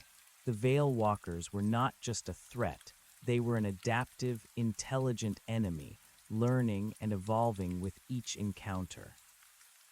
"Damnation," Kestrel cursed, her eyes narrowing. "They're escalating. They want the population. It's too late for containment. We need to evacuate this community. Now." She barked orders into her comms. "All units cease engagement unless directly threatened. Fall back and establish an evacuation corridor. Prioritize civilian safety. We are extracting the entire population of the Blackwood logging community. Code Red. I repeat, Code Red." The logging community, once a beacon of safety, was now a trap. The faint sounds of human life, children's laughter, the clatter of dishes, were replaced by a growing murmur of fear as the sounds of the battle echoed closer. Panic was beginning to spread. Mark and I were immediately put to work, assisting the DAP agents in herding the terrified residents. We moved from cabin to cabin, urging families out, telling them to grab only essentials, guiding them towards a designated assembly point at the edge of the community where transport vehicles were beginning to arrive. The Veil Walkers, meanwhile, were closing in. Their psionic whispers grew louder, more pervasive, seeping into the community like a cold mist, amplifying the fear of the residents, making them stumble, hesitate, or freeze in terror. "Keep moving, don't look back," Mark shouted, gently but firmly pushing a frantic mother and her 2 children forward.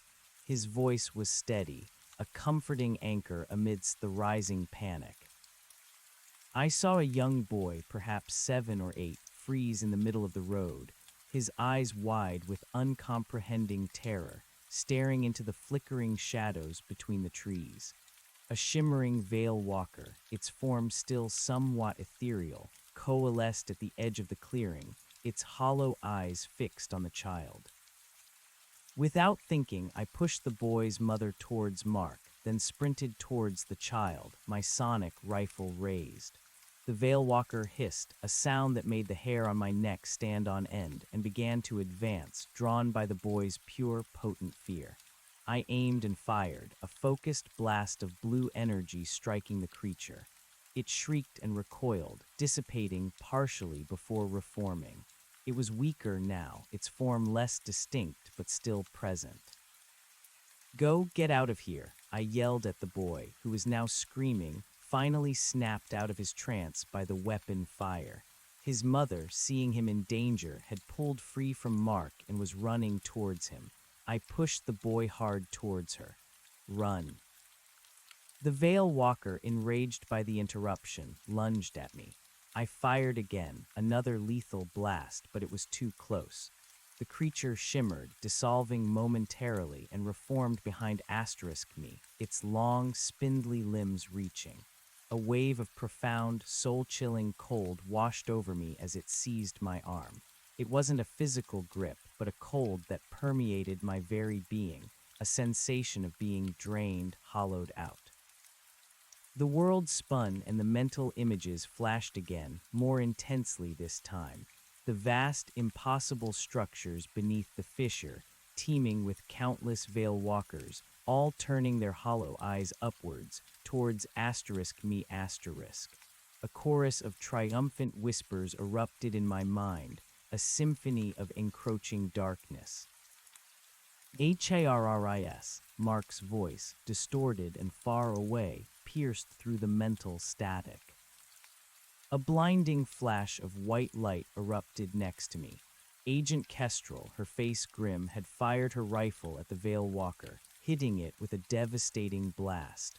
The creature shrieked, a high, agonizing sound, and recoiled, its grip on me breaking. Its form flickered violently, then collapsed into a cloud of shimmering dust that quickly vanished, leaving only a lingering chill. I stumbled back, gasping, clutching my arm. The cold was still there, a deep ache in my bones, but the mental assault had lifted. I looked at Kestrel, my eyes wide. It almost got me.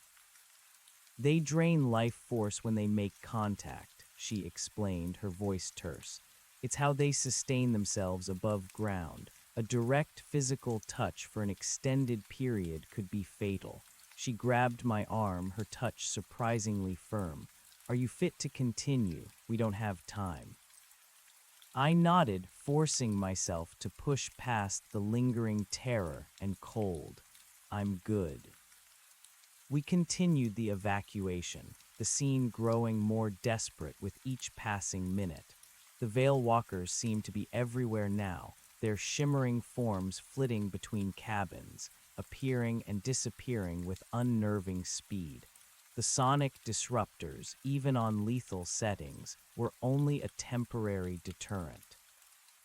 Some of the creatures, particularly the larger ones, seemed able to withstand multiple blasts before dissipating, only to reform minutes later, slightly weaker, but still a threat. It was a war of attrition, and we were losing. The logging community was a patchwork of desperate activity, terrified civilians scrambling towards evacuation vehicles, DAP agents firing their weapons, the chilling psionic whispers growing in intensity.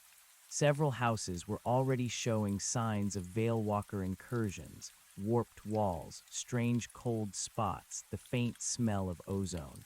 They were turning the very structures into conduits, extensions of their terrifying will. "We need more time," Mark shouted, pushing a large family towards a waiting armored transport.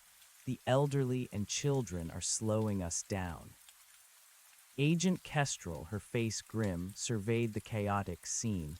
"We're almost out of options. The nexus point is feeding them too quickly. We can't hold them off indefinitely. We need to secure the main evacuation convoy. If they reach the road, it's a slaughter." Suddenly, the ground beneath us trembled. It wasn't the distant thumping from the fissure this time. It was a localized, violent tremor emanating from beneath the logging community itself. A deep, guttural growl, a sound of immense power and malevolent intent, rumbled up from below, shaking the very foundations of the cabins. "What was that?" a DAP agent yelled, looking terrified. Agent Kestrel's eyes widened in horror. "They're not just breaching the surface, they're expanding the nexus point. They're trying to open new gateways from below. This community is sitting directly on a nascent pocket dimension." The horror of her words was immediate. The ground beneath our feet was not solid. It was merely a thin crust over an abyss, and the Veil Walkers were trying to tear it open. The low hum, which had been a constant background noise from the fissure, now erupted from beneath the community, louder, more pervasive, making our teeth ache and our vision swim.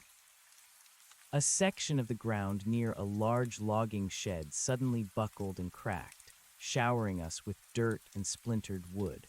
From the newly formed fissure, larger than any crack I'd seen yet, a grotesque, massive limb, impossibly long and multi-jointed, began to emerge. It was covered in the same iridescent, oily sheen as the larger Veil Walker we'd fought, but it was solid, terrifyingly tangible.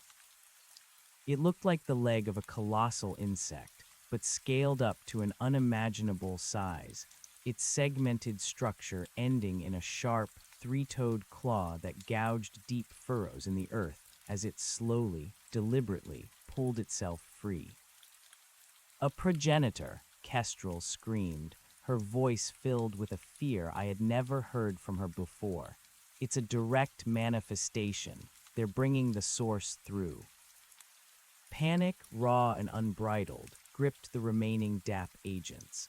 The sight of the massive, emerging limb, a physical manifestation of the nightmare beneath, was too much. Several agents broke ranks, firing their weapons wildly, their disciplined training momentarily forgotten. Fall back to the convoy," Kestrel shrieked, her usual composure utterly shattered. "Abandon the community, everyone to the vehicles. Now, we can't fight a progenitor." The progenitor's leg, now fully exposed, was easily 30 feet long, its surface constantly shifting with that iridescent sheen, radiating an unbearable cold. As it slowly lifted, a deep, guttural roar, far more terrifying than any Veilwalker scream, ripped through the night, shaking the very air around us. The psionic whispers intensified to an almost unbearable crescendo, driving spikes of pure terror directly into my brain. Mark grabbed my arm. "Harris, we have to go. We can't stop that thing." I was frozen, staring at the emerging limb, my mind struggling to comprehend the scale of the horror before us. This wasn't just a few creatures. This was something on an entirely different level, something that defied all comprehension. This was the source, the power, the heart of the nightmare beneath the forest. Move, Kestrel roared, firing a desperate, futile blast at the emerging limb. The white energy beam struck its shimmering surface, but simply dissipated, absorbed without even a flinch. The creature was immune. The few remaining civilians, already half-mad with fear, scattered like frightened deer, screaming and stumbling towards the waiting vehicles. DAP agents, their faces pale with terror, covered their retreat, firing their weapons at the Veil Walkers that continued to pour in from the perimeter, a rear guard against the inevitable. Mark and I, along with Kestrel, ran towards the last remaining armored transport, a large troop-carrying vehicle where the final civilians were being loaded. The roar of the progenitor intensified, and the ground began to crack and splinter further, more fissures opening, more of the massive, iridescent limbs beginning to emerge from the earth. The entire community was collapsing, becoming a gateway for something truly ancient and monstrous. We reached the transport, scrambling inside, just as the last of the civilians were pulled aboard. The driver, a young DAP agent, slammed the door shut and floored the accelerator, the armored vehicle lurching forward, tearing away from the doomed community. Through the back window, I saw the horrors unfolding.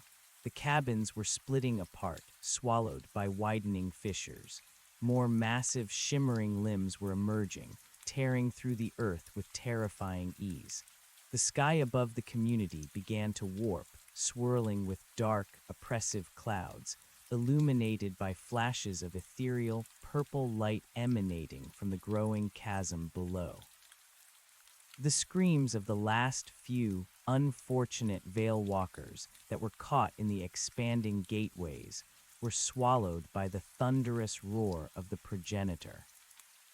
"It's a complete breach," Agent Kestrel said, her voice hollow, staring at the unfolding catastrophe. "They're bringing it through. The nexus point is fully open." Mark, his face pale and grim, turned away from the window, shaking his head. "We couldn't stop it. We didn't even slow it down." I looked at my hands, still trembling. The cold from the Veil Walker's touch lingered, a constant reminder of how close I'd come to being completely consumed. We had witnessed something that should not exist, something that was actively tearing a hole in our reality, and we had barely escaped with our lives. The armored transport sped through the night, leaving the doomed logging community behind. The purple light and the roaring intensified behind us, painting the horizon with an ominous glow. It was a terrifying, beautiful spectacle of cosmic horror. We drove for what felt like hours, a grim silence settling over the occupants of the transport. The relief of escape was overshadowed by the profound terror of what we had just witnessed. The Veil Walkers, the nexus point, the progenitor, it was all real, and it was expanding.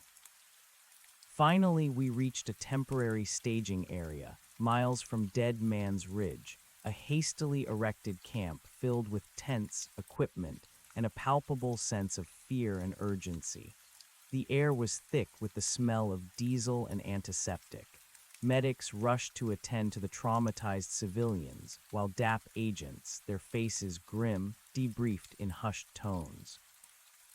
Agent Kestrel immediately went to a secure comms tent, her face set in a grim mask. Mark and I, along with the other surviving agents, were led to a medical tent for a quick assessment. The cold still permeated my arm, a lingering phantom limb of dread. "Just shock, Ranger," the medic said, checking my vitals, "and some residual psionic trauma. It'll fade. You're lucky. Many don't survive direct contact without significant lasting effects." Lucky, the word felt hollow. I had seen too much, felt too much, to ever feel truly lucky again. Over the next 24 hours, the full scope of the disaster became terrifyingly clear. Satellite imagery confirmed the devastation of the Blackwood logging community. Where cabins and homes once stood, there was now a gaping, smoking chasm, radiating immense, anomalous energy. The progenitor, or at least parts of it, was clearly visible from orbit, a monstrous, multi-limbed entity slowly pulling itself free from the Earth, its iridescent form shimmering under the nascent purple storm clouds that now perpetually covered the area.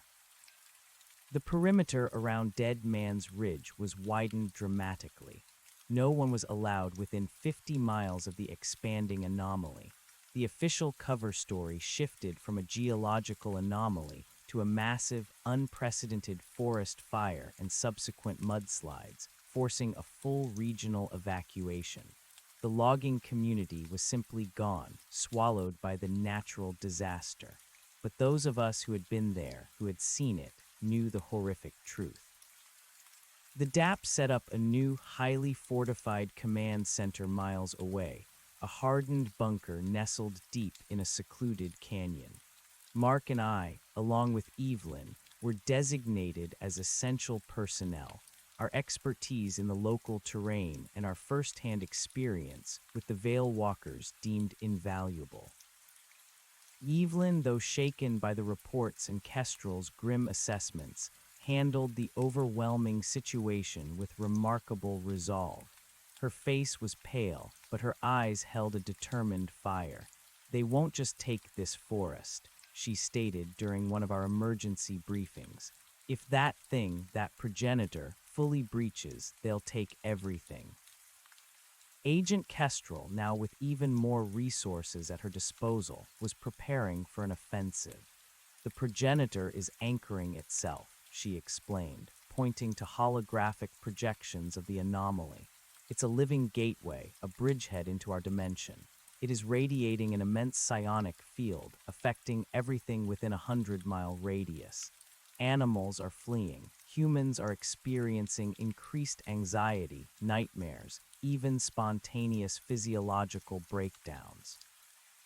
The Veil Walkers are now freely roaming the surrounding forest, expanding their influence, establishing new nexus points. We have to stop it, and we have to stop it before it fully manifests." "How do you stop something like that?" Mark asked, his voice grave. "We saw what our weapons did, nothing." Kestrel nodded grimly. "Standard ballistics are useless. Directed energy weapons like ours are only effective against the lesser Veil Walkers, and even then they adapt. The progenitor itself is beyond conventional means. It exists in a liminal state, not fully physical, not fully ethereal. It can absorb and redirect energy." She paused, her gray eyes sweeping over us. "Which is why we're going to hit it with something it can't absorb. Something that will shatter its liminal anchor and force it back through the nexus point." She pulled up a new holographic schematic, a massive cylindrical device bristling with strange conduits and emitters. "This is a prototype psionic resonator, designed to disrupt and collapse localized nexus points. It emits a concentrated, counter-frequency wave that will tear apart the progenitor's dimensional anchoring, but it's experimental, and it's incredibly dangerous." "Dangerous how?" I asked, a knot forming in my stomach. "The counter-frequency will cause immense psionic feedback," Kestrel explained. "Anyone within a mile radius of its activation will experience catastrophic mental and physiological trauma.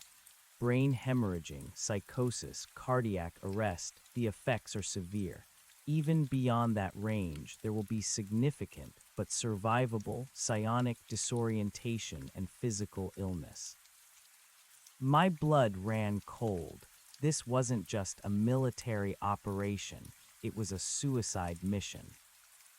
"So how do we get this thing close enough without everyone dying?" Mark asked, voicing my unspoken question. We need to deploy it manually, Kestrel said, her gaze fixed on the schematic, directly into the mouth of the primary nexus point at the former logging community, a small, elite team, protected by experimental psionic dampeners which will mitigate but not eliminate the effects. You will have a narrow window to deploy the device, activate it, and escape. And who exactly is on this elite team? I asked, though I already knew the answer. Kestrel looked at us, her eyes unreadable. You too, for your intimate knowledge of the terrain and your proven resilience to psionic interference. Myself, for command and tactical expertise. And a small unit of my most highly trained operatives, equipped with prototype gear designed to engage high-tier Veilwalkers directly. A chilling sense of inevitability settled over me. This was it. We were going back into the heart of the nightmare. The very thought made my skin crawl, but there was also a grim sense of purpose. We had stumbled into this. We had seen the truth. Now, we had to be the ones to fight it. The next few days were a blur of intense training and preparation. We were outfitted with new gear, heavily armored suits embedded with personal psionic dampeners, advanced sonic rifles with enhanced lethal capabilities, and specialized equipment for navigating the corrupted terrain around the nexus point. We practiced deployment scenarios, familiarizing ourselves with the psionic resonator's controls, its activation sequence, and the critical escape routes. The dampeners were uncomfortable, a heavy, pulsating pressure around our heads that caused constant, low-level nausea, but they were supposedly our only protection against the brain-shattering frequencies we would encounter. During one of our debriefings, Agent Kestrel showed us new satellite images. The purple storm clouds over the former community had grown, now covering an area of several square miles. The progenitor was still slowly emerging, its monstrous form now more defined, its colossal, multi-jointed body pushing upwards, surrounded by smaller, iridescent Veilwalkers that clustered around it like grotesque attendants. The surrounding forest, once vibrant, was now withered and twisted, the trees stripped of their leaves, their bark blackened, radiating an unnatural cold. It was a dying landscape, consumed by the anomaly. "This is what happens if we fail," Kestrel said, her voice flat. "It will spread, it will consume, and it will open more nexus points until this entire world is assimilated into their dimension." The gravity of our mission was overwhelming. It wasn't just about the forest anymore. It was about everything. The day of the mission arrived, shrouded in a heavy, unnatural fog that seemed to emanate from the corrupted zone itself. The air was thick with tension, the silence punctuated only by the low hum of distant machinery and the hushed commands of DAP operatives. Our team was small. Agent Kestrel, Mark, myself, and 4 of Kestrel's elite DAP operatives, Stone, a hulking, silent man, Anya, a sharp-eyed tech specialist, Jax, a nimble scout, and Graves, a seasoned combat veteran.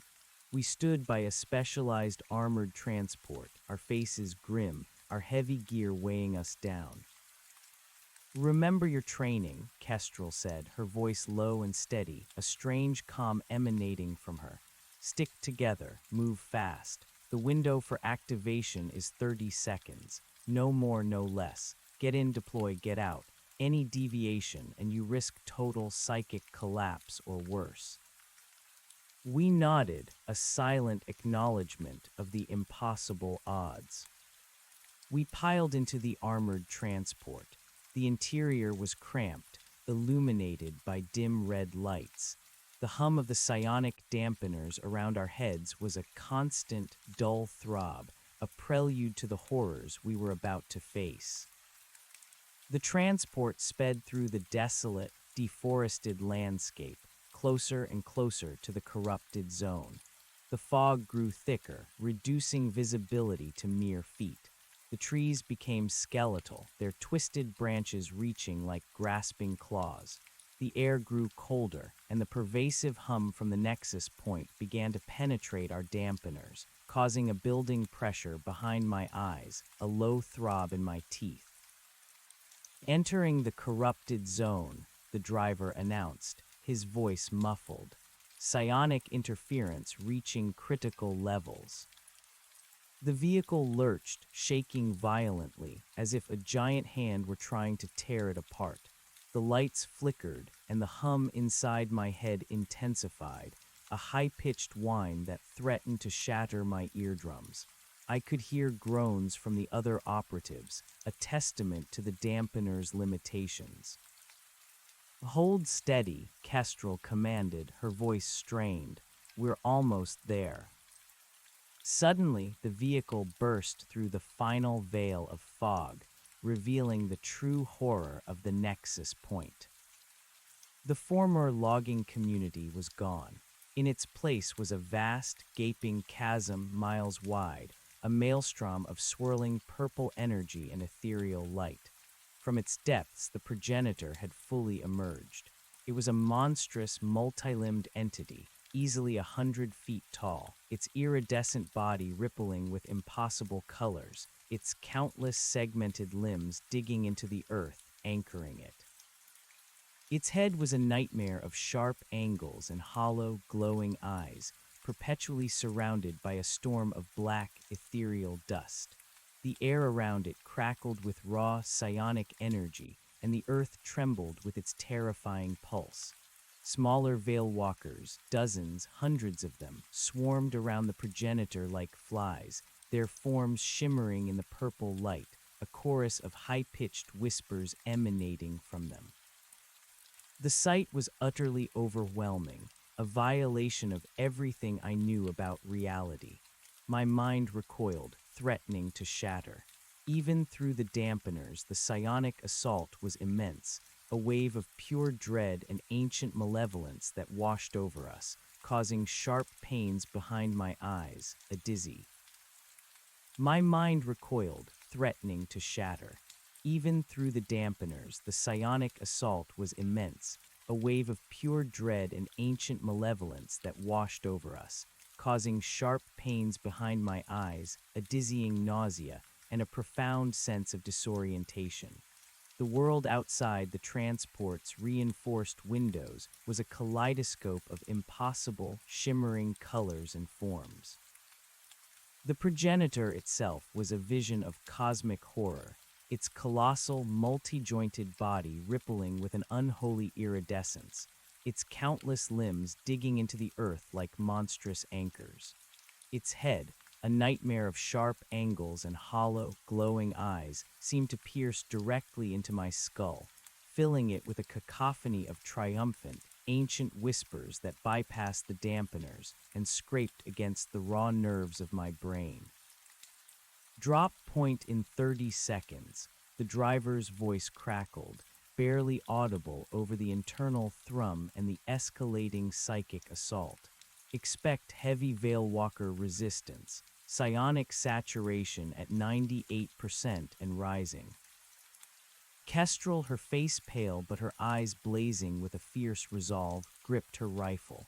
"Everyone, brace for impact. Remember your sequence. Harris, Miller, you take the right flank with Jax. Stone, Anya, Graves, left flank with me. Prioritize deployment over engagement. Get the resonator in, activate, and get out. No heroics." The transport screeched to a halt, its armored door hissing open. The air that rushed in was thick, impossibly cold, and permeated with the ozone stench of raw psionic energy. The hum was deafening now, a physical force that vibrated through my entire skeleton, making my teeth ache. The whispers were 1,000 frantic voices screaming in my head, fragments of forgotten fears and dark, primordial urges threatening to overwhelm me. My vision swam, the progenitor's colossal form seeming to swell and shrink, its iridescent body pulsing with malignant life. Go, go, go, Kestrel bellowed, pushing us out. We burst into the chaotic landscape, our heavily armored suits feeling like lead weights. The ground was no longer stable earth, but a grotesque melange of shattered rock, splintered wood, and shimmering, otherworldly growths that pulsed with the same purple light as the chasm itself. The air was a suffocating vortex of cold and psionic energy. Veil walkers were everywhere, hundreds of them, their spindly forms shimmering through the purple haze, drawn to the nexus point like moths to a demonic flame. They moved with terrifying speed, their hollow eyes fixed on us, their psionic screams a relentless assault that battered my dampener, threatening to shatter my mind. Even with the dampeners, the mental pressure was immense. It felt like my skull was being crushed, my thoughts dissolving into meaningless static. "Stay tight, Harris," Mark yelled, his voice strained, his sonic rifle already spitting lethal blue energy at a cluster of veil walkers converging on our position. Jax, nimble and quick, dodged a lunging creature, sweeping his rifle in an arc of concentrated fire that sent several veil walkers recoiling. We pushed forward, each step a battle against the treacherous terrain and the invisible psychic currents that sought to disorient and paralyze us. The progenitor loomed ahead, a monstrous, pulsating mountain of living, iridescent flesh, its colossal limbs rhythmically tearing at the earth, slowly pulling its vast body further into our reality. Each movement sent fresh tremors through the ground and intensified the waves of dread that battered our minds. Weapons free, prioritize the immediate threat, keep moving. Kestrel's voice was a strained roar over the comms, punctuated by the crackle of her own advanced rifle. On the left flank, Stone, a silent, hulking figure, moved like a bulldozer, his heavy weapon cutting down veil walkers with devastating precision, while Anya provided rapid-fire support, her smaller frame belying her deadly accuracy. Graves moved with the practiced ease of a veteran, his movements economical and lethal. A veil walker, larger than the others, suddenly coalesced directly in our path, its iridescent skin pulsing, its hollow eyes glowing with an intense, malevolent light. It shrieked, a focused psionic blast that tore through my dampener, sending a wave of searing pain through my head. I stumbled, my vision blurring, the horrifying images of the progenitor's cavernous home flashing again in my mind, a symphony of ancient terror. Harris, snap out of it. Mark's voice was sharp, cutting through the mental static. He unleashed a concentrated blast from his rifle, tearing into the creature. The veil walker shrieked, its form flickering violently, but it merely dissipated, dissolving into smoke, only to reform a few feet away, its glowing eyes still fixed on me. These higher-tier veil walkers were proving incredibly resilient. "They're adapting faster here," Jax shouted, his voice tight. "The proximity to the nexus point is making them stronger." "Focus fire, aim for the core," Kestrel ordered, her voice cutting through the comms. "Get to the deployment zone."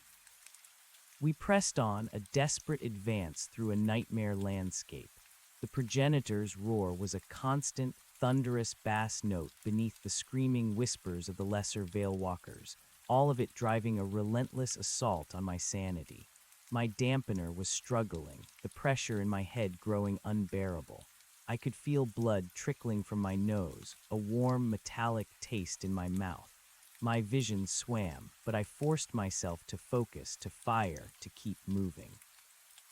We finally reached the edge of the central chasm, where the progenitor's vast body was anchored. The deployment zone was a small, relatively flat platform of shimmering, corrupted earth, only a few hundred yards from the base of the monstrous entity. The air here was even colder, almost freezing, and the hum was a bone-shattering vibration that made my very cells resonate in agony. "Deployment zone, clear a path," Kestrel yelled, her voice strained. Her team converged on the platform, firing their weapons in a desperate effort to drive back the swarming Veil Walkers. Stone moved to secure the immediate perimeter, a rock-solid wall of defiance against the encroaching nightmares. Mark and Jax covered my approach. The psionic resonator was housed in a bulky, reinforced casing, and moving it into position was a struggle against the gravity-warping fields emanating from the progenitor. Every step was like walking through thick mud, my limbs heavy, the mental assault making me stumble. "Resonator ready for deployment," I gasped, my voice hoarse, as we finally wrestled the device onto the marked activation point. It was a cylindrical contraption, roughly 10 feet tall, its surface covered in intricate conduits and glowing emitters. Anya, the tech specialist, detached herself from Kestrel's team, moving with practiced efficiency towards the resonator. Her face was pale, but her fingers flew across the activation panel, bypassing the complex safety protocols. "Initiating countdown, 30 seconds to activation," she yelled, her voice echoing strangely in the psionically charged air. The progenitor seemed to sense our intention. Its colossal head, a nightmare of sharp angles and hollow, glowing eyes, slowly turned towards us. The storm of black, ethereal dust swirling around it intensified, forming into grotesque, swirling faces that screamed silently into my mind. The whispers of the Veil Walkers reached a fever pitch, a chorus of rage and panic. "They know," Mark shouted, unleashing a volley of fire at a surging wave of Veil Walkers. "They're trying to stop us." The Veil Walkers, galvanized by the progenitor's fury, lunged with renewed ferocity. Stone roared, a guttural sound of pure defiance, as he met their charge head-on, his heavy weapon creating a deadly barrier of energy. Jax and Graves fired relentlessly, their advanced rifles painting arcs of lethal light against the purple haze. Kestrel stood firm, her own weapon a focused beam of destruction, protecting Anya. Anya's fingers flew across the control panel, sweat beading on her brow. 20 seconds. The progenitor let out a horrifying roar, a sound that wasn't merely loud but seemed to physically tear at the air, ripping through my dampener and shaking my very soul. The ground bucked violently, and cracks began to spiderweb across the corrupted platform beneath our feet. I stumbled, nearly falling, but forced myself to stand, raising my rifle, firing at the shimmering forms that were now almost on us. "Incoming large targets," Jack screamed, just as two massive Veil Walkers, easily twice the size of the others, erupted from the swirling dust around the progenitor's base, moving with astonishing speed. Their iridescent forms were solid, almost physical, their hollow eyes burning with intense malevolence. They were the most powerful entities we had faced yet. "They're breaking through, hold the line," Kestrel yelled, firing a rapid succession of blasts at one of the giants, but the energy seemed to glance off its shimmering hide, doing little more than momentarily slowing its charge. 15 seconds. Anya's voice was tight with effort. Mark, seeing the immediate threat to Anya, broke from our position, launching himself towards the charging Veil Walker giant. He unleashed a concentrated volley of sonic energy, hitting it repeatedly, buying precious seconds.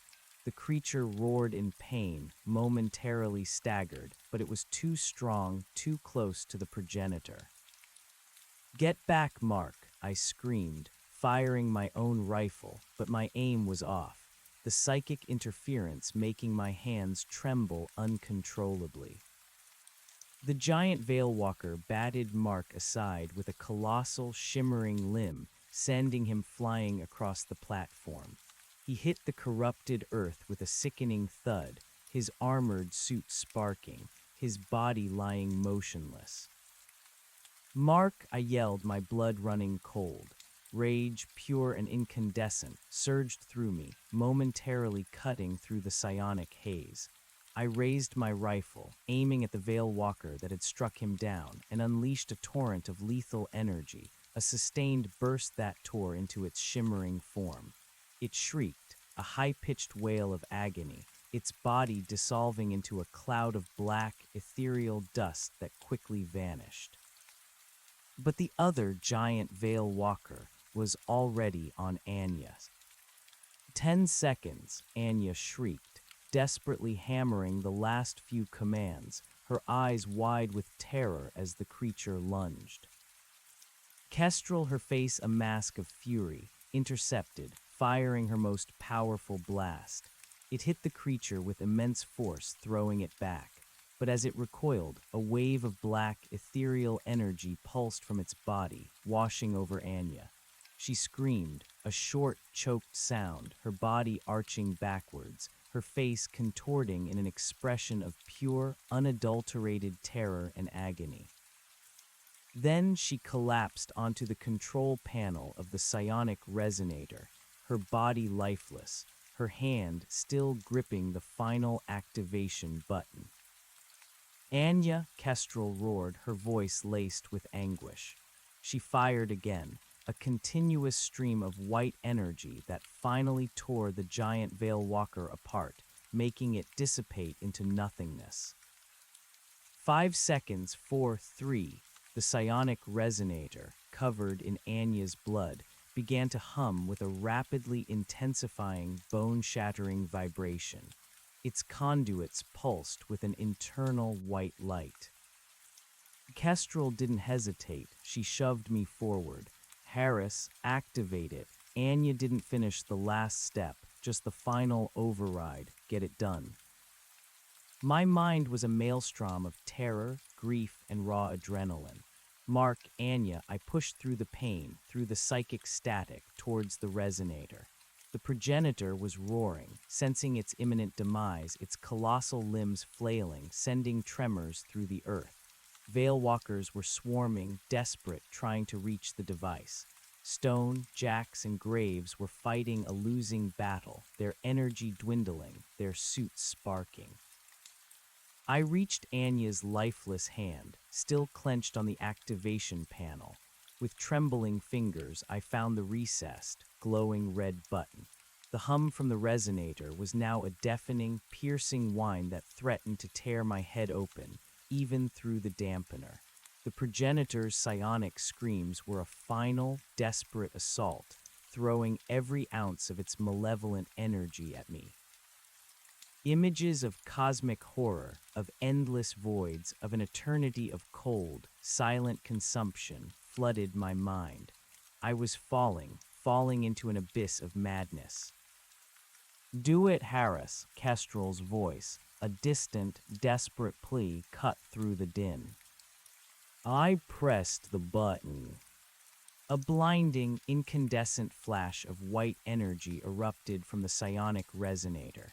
It wasn't a mere light, it was a physical force, a wave of pure, concentrated counterfrequency that tore through the air, ripping apart the psionic field. The hum, the whispers, the progenitor's roar, all of it was instantly, violently silenced. For a terrifying, agonizing moment, there was nothing, only a profound, absolute silence that was more shocking than any noise. My brain, overloaded, screamed in protest.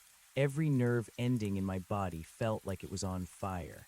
I collapsed to the ground, my body convulsing, my vision swimming in blinding white light. Then the silence shattered. The white energy surge from the resonator hit the progenitor with an unimaginable force. The monstrous entity shrieked, a sound that wasn't sound at all, but a raw tearing of reality itself. Its iridescent body began to flicker violently, distorting, elongating, then contracting, as if it was being pulled apart from within.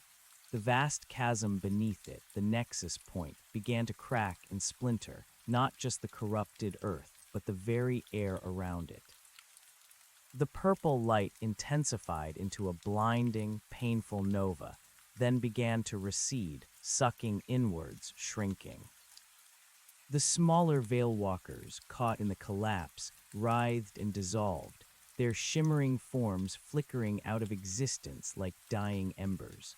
The earth beneath us groaned, the platform cracking and collapsing into the rapidly shrinking abyss. Evac, get out now. Kestrel's voice, though distorted by the lingering psionic backlash, was a desperate, urgent scream. I forced myself up, my head pounding, my body screaming in protest. The world was spinning, my vision a blur of white light and residual images of cosmic horror. I saw Kestrel, her face pale and bloody, dragging the unconscious body of Graves towards the edge of the collapsing platform. Jax was already there, pulling Stone, who seemed to have taken a severe beating, into the armored transport that had somehow held its ground amidst the chaos. Mark, I croaked, my voice raw, the memory of his motionless body searing through the pain. Kestrel followed my gaze. Mark was still lying there, a few yards away, close to the edge of the collapsing chasm. His armored suit was heavily damaged, sparking violently. No time, Harris, the entire zone is collapsing, Kestrel yelled, but her eyes held a flicker of desperation. She was looking at the progenitor, its vast form now thrashing, parts of its monstrous limbs tearing away, dissolving into purple mist, being violently pulled back into its own dimension. The chasm was shrinking, closing rapidly, sucking everything into its maw.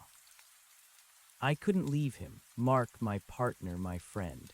He had saved my life countless times. I stumbled towards him, ignoring Kestrel's frantic shouts, ignoring the agonizing pain in my head, the burning in my eyes, the cold dread that still permeated my bones. The ground bucked, throwing me to my knees. A fresh crack tore open the earth directly between me and Mark, widening rapidly into a smoking fissure. He was on the other side, barely a few feet away, but separated by a rapidly growing chasm. His eyes fluttered open, his face covered in blood, a faint groan escaping his lips. He saw me, and a flicker of recognition, then a desperate shake of his head, a silent plea for me to save myself. Mark, I screamed, stretching out my hand, but the distance was growing, the ground crumbling. The progenitor, with a final, earth-shattering shriek of pure agony and rage, began to retract its monstrous head, its hollow eyes burning with a malevolent light that seemed to pierce through the very dimensions, fixing on me for a final, terrifying moment. Its body twisted, contorted, and then, with a thunderous implosion of purple light and black smoke, it was gone, violently sucked back into the rapidly closing nexus point. The chasm began to seal itself with impossible speed, the corrupted earth rushing inwards, collapsing on itself. The white light from the resonator, now an unbearable torrent, pulsed outwards, creating a massive concussive wave that flattened everything in its path. Harris, get back, Kestrel screamed, her voice drowned out by the roar of collapsing earth and the psychic feedback. I was too close. The ground beneath Mark erupted, a shower of splintered earth and shimmering dust. He disappeared, swallowed by the rapidly closing fissure, his last glimpse a terrified, final look at me. Then the concussive wave hit me. I was thrown backwards, tumbling through the air, my body slamming against jagged rock, against the splintered remains of trees, against the very ground that was tearing itself apart. The world dissolved into a cacophony of pain, light, and overwhelming psychic agony. My dampener, utterly overwhelmed, exploded inwards, sending a searing shockwave through my skull. My mind snapped, dissolving into a maelstrom of raw fear, cosmic horror, and the lingering echoes of ancient whispers. Darkness claimed me. I drifted through a timeless void, a place of profound cold and echoing silence. Fragments of reality flickered through my mind like dying stars. Mark's face, Evelyn's worried eyes, the terrifying shimmer of the Veil Walkers, the colossal, malevolent presence of the progenitor. I was lost, adrift in the vast, empty spaces between worlds. Then a flicker of warmth, a distant light, a familiar scent, pine needles and damp earth. Consciousness returned slowly, painfully, like being dragged back from the depths of a frozen ocean. My eyes fluttered open. I was in a sterile white room, bathed in soft, fluorescent light. The air smelled of antiseptic. I was lying in a comfortable bed, hooked up to a myriad of wires and tubes. My head throbbed, a dull, aching pain, and my body felt like it had been put through a meat grinder. "He's awake," a calm, professional voice said from nearby. I turned my head slowly, my neck stiff. Agent Kestrel stood by my bedside, her face uncharacteristically etched with fatigue, but her gray eyes still sharp. Dr. Thorne, the geologist, was with her, a clipboard in his hand, looking much more composed than when I'd last seen him at the fissure. "Welcome back, Ranger Harris," Kestrel said, her voice softer than I remembered. "You gave us quite a scare." "Mark," I rasped, my voice hoarse, the name a raw, aching wound. "Anja." Kestrel's expression hardened, a flicker of pain in her eyes. "Mark Miller and Anya Sharma. They are listed as KIA, killed in action. We did everything we could, Harris, but the collapse of the nexus point was catastrophic. We barely made it out ourselves." A fresh wave of grief and cold dread washed over me. Mark was gone. Anya was gone. Sacrifices made in a war no one knew was happening. "The progenitor," I whispered. Did we stop it?" Kestrel nodded slowly. The psionic resonator performed beyond expectations. The counter-frequency wave completely shattered its dimensional anchor. The progenitor was violently ripped back into its native dimension. The nexus point at Blackwood Logging Community is no more. The chasm has sealed, though the area remains highly unstable and contaminated with residual psionic energy. A wave of relief, profound and unexpected, washed over me, quickly followed by a crushing sadness. We had won, but at what cost? "What about the Veil Walkers?" I asked. "The lesser entities," Dr. Thorne interjected, his voice surprisingly gentle. "Those closer to the nexus point were consumed in the collapse. The progenitor was their anchor, their source of power.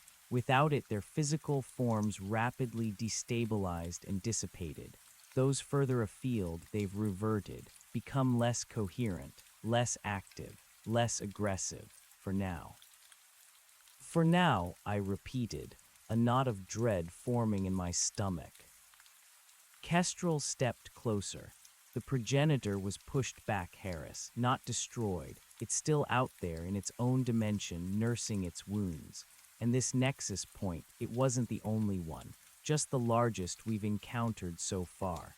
The Veil Walkers are still connected to its power, wherever it resides.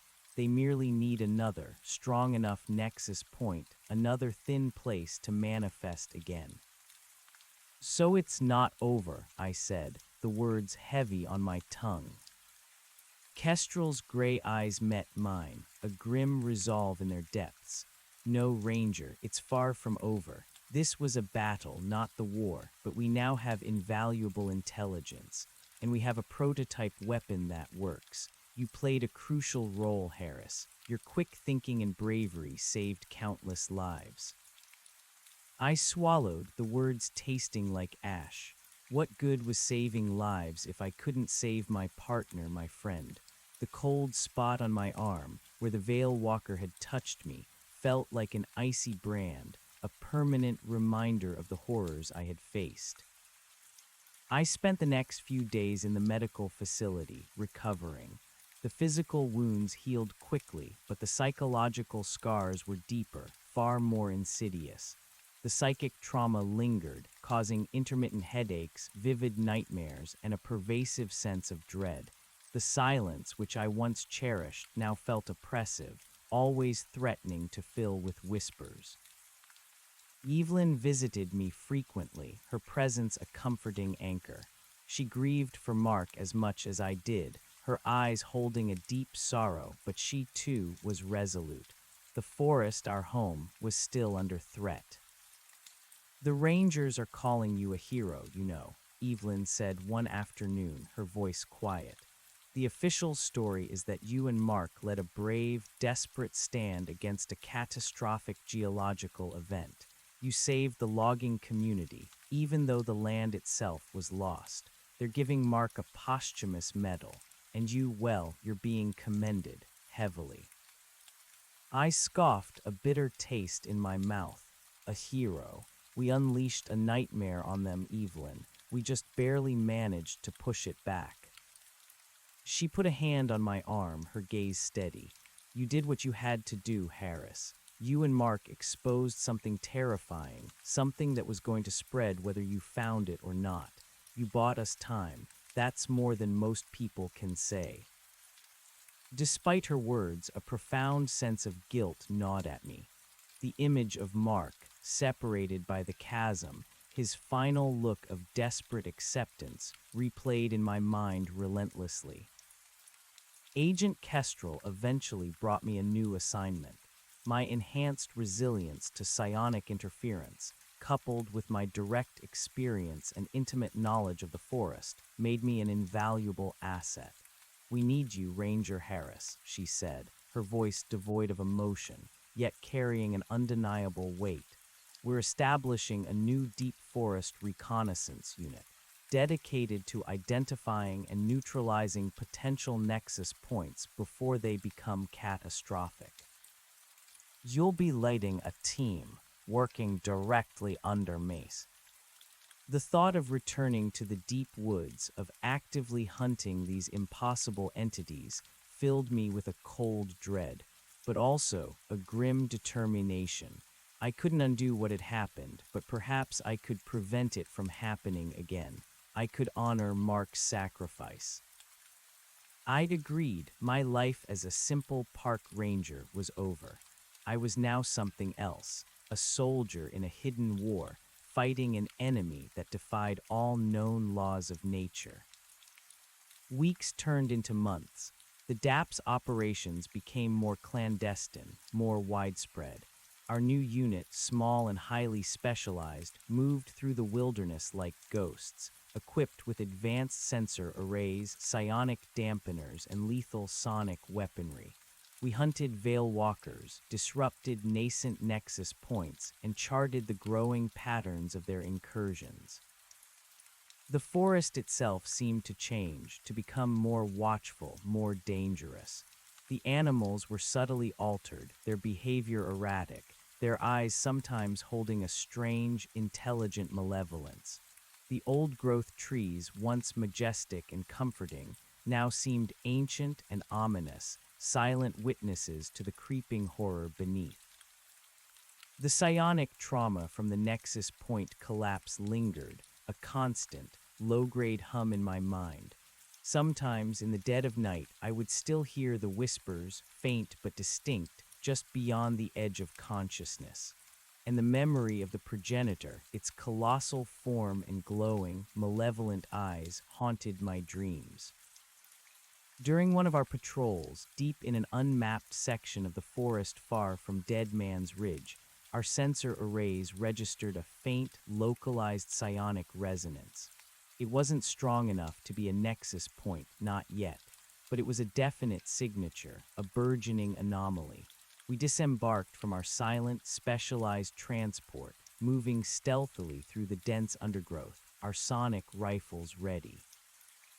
We found it in a small, secluded grotto, nestled amidst ancient sequoias. a cluster of recent, fresh carvings on the bark of several trees, identical to the ones we'd found on Dead Man's Ridge, stylized animal tracks, a grotesque skeletal hand. And at the center of the grotto, jammed into the damp earth, stood a newly carved wooden figurine, its gaunt, bird-like face staring into the gloom. But this one was different. It was larger, more detailed, and its hollow eyes seemed to glow with a faint, internal light, a pulsating, crimson hue. As I knelt to examine it, a profound sense of dread washed over me. This wasn't just a new marker. This was an active conduit. It was radiating a subtle yet powerful psionic signature, and it felt familiar, like a fragment of the progenitor's presence, now distant but still connected. My team members, all highly trained and equipped with dampeners, felt it too. Their faces were grim, their weapons raised. The air grew colder, and a faint, almost imperceptible hum began to emanate from the ground beneath us. "This is too close, Harris," my lead operative, a stoic woman named Sergeant Reese, whispered, her voice tight. "Too fresh, too strong." I nodded, my gaze fixed on the glowing eyes of the figurine. This wasn't a minor incursion. This was a deliberate act, a focused effort. The Veil Walkers were establishing new footholds, learning from their previous defeat. "It's a new nexus point," I said, my voice low, filled with a grim certainty. "They're trying to open another gateway, and this time they're choosing their location with greater care, away from our established perimeters, closer to something else." As if on cue, a new, unsettling sound joined the faint hum. A series of deep, rhythmic clicks, almost like chitinous legs moving on stone, echoed from a hidden cleft in the grotto wall, a dark opening choked with thick, ancient vines. It was too small to be a nexus point, but it was clearly a point of ingress, a secondary pathway. And from that dark opening, a faint, cold mist began to seep, carrying with it the unmistakable stench of ozone and damp, ancient earth. The clicks grew louder, more distinct, approaching. Sergeant Reese raised her rifle, her eyes narrowed. Incoming, multiple targets. The Veil Walkers were here, again, and this time they were prepared. They had chosen their ground, and they were actively establishing a new gateway, not through a massive fissure, but subtly, organically, through the ancient, forgotten paths of the forest itself. They were adapting, and we were once again on the front lines of a war that was rapidly escalating beyond anything we could have imagined. This battle was not just about containment anymore. It was about survival. My comm crackled. It was Agent Kestrel. "Ranger Harris, your unit has located a new anomaly signature. Analysis suggests a nascent nexus point. I'm seeing early Veil Walker activity. What's your status? Do you have visual confirmation?" "Confirmed, Agent Kestrel," I replied, my voice steady, despite the cold knot of dread in my stomach. "We have visual on a new marker and fresh carvings, and we have contact. Multiple Veil Walkers. They're here." "Understood." Kestrel's voice was clipped, professional, but I detected a subtle undercurrent of urgency. "Assess the immediate threat. Containment is primary. Do not engage the nexus point directly without further orders. Reinforcements are en route, ETA 2 hours. 2 hours, that was an eternity in this place. The clicking sounds intensified, and the mist thickened, coalescing into indistinct, shimmering shapes at the mouth of the vine-choked cleft. The faint crimson glow in the figurine's eyes pulsed rhythmically, like a slow, malevolent heartbeat. "They're not just appearing," Sergeant Reese muttered, her voice grim. "They're coming from somewhere." Suddenly, the vines at the mouth of the cleft violently parted, revealing a narrow, dark tunnel. From within, two veil walkers, smaller than the ones at the community, but no less terrifying, emerged, their forms shimmering, their hollow eyes fixed on us. They were followed by more, their spindly limbs scuttling on invisible surfaces within the tunnel, their numbers growing. This wasn't just a breach. This was a sustained incursion. Fall back slowly, I ordered, my rifle raised. Maintain firing lines. We need to deny them this grotto. The veil walkers, sensing our hesitation, surged forward, their psionic whispers intensifying, hammering against our dampeners. My head throbbed, the residual trauma flaring, but I pushed past it. Mark's face, Anya's final scream, they were etched into my memory, a grim reminder of the stakes. We couldn't let this happen again. Not here, not in these woods that I had sworn to protect. We opened fire, our sonic rifles spitting lethal energy, tearing into the shimmering forms of the veil walkers. They shrieked and recoiled, some dissipating into black dust, but more continued to emerge from the tunnel, their numbers seemingly endless. The grotto was rapidly becoming a battleground, a terrifying dance between light and shadow, life and something ancient and cold. As we fought, the crimson glow in the figurine's eyes intensified, pulsing brighter, faster, matching the frantic rhythm of my own heart. The hum from the ground grew stronger, a low, guttural vibration that resonated deep within the earth, a prelude to something far more terrifying. This small grotto, this seemingly innocuous cleft in the rock, was rapidly becoming a gateway. We were surrounded, pushed back by the relentless assault. The whispers were deafening, the cold unbearable. The veil walkers were trying to overwhelm us, to drag us down, to feed on our fear. "Hold the line," Sergeant Reese roared, her voice strained, firing a continuous volley that momentarily drove back a wave of creatures. "We can't let them expand." I knew what we had to do. Kestrel's orders were containment, but this was beyond that. This was a critical point. This was a new progenitor, a new nexus, growing right under our noses, and reinforcements were 2 hours away. My gaze snapped to the glowing figurine, the conduit, the anchor. If we could destroy it, we could destabilize the nascent nexus point. "Reese, cover me, I'm going for the marker," I yelled, pushing past her, sprinting towards the glowing figurine, ignoring the veil walkers that lunged at me. "Harris, don't," she screamed, but I was already moving, driven by a desperate, reckless resolve. A veil walker, larger than the others, shimmered into existence directly in my path, its long, spindly arm reaching. I fired my rifle, a lethal blast hitting it squarely. It shrieked, dissipating into smoke, but not before its spectral form brushed my side. The familiar, soul-chilling cold washed over me, a draining, hollowing sensation that made my knees buckle. But I pushed through it, my eyes fixed on the pulsating crimson light of the figurine. I reached it, my hand trembling, and tore it from the earth, the wood cold and impossibly heavy in my grip. The moment it was removed, the hum intensified into a piercing shriek. The grotto groaned and the ground began to tremble violently. The veil walkers, deprived of their anchor, shrieked, their forms flickering, some dissipating into smoke. They recoiled, confused, disoriented.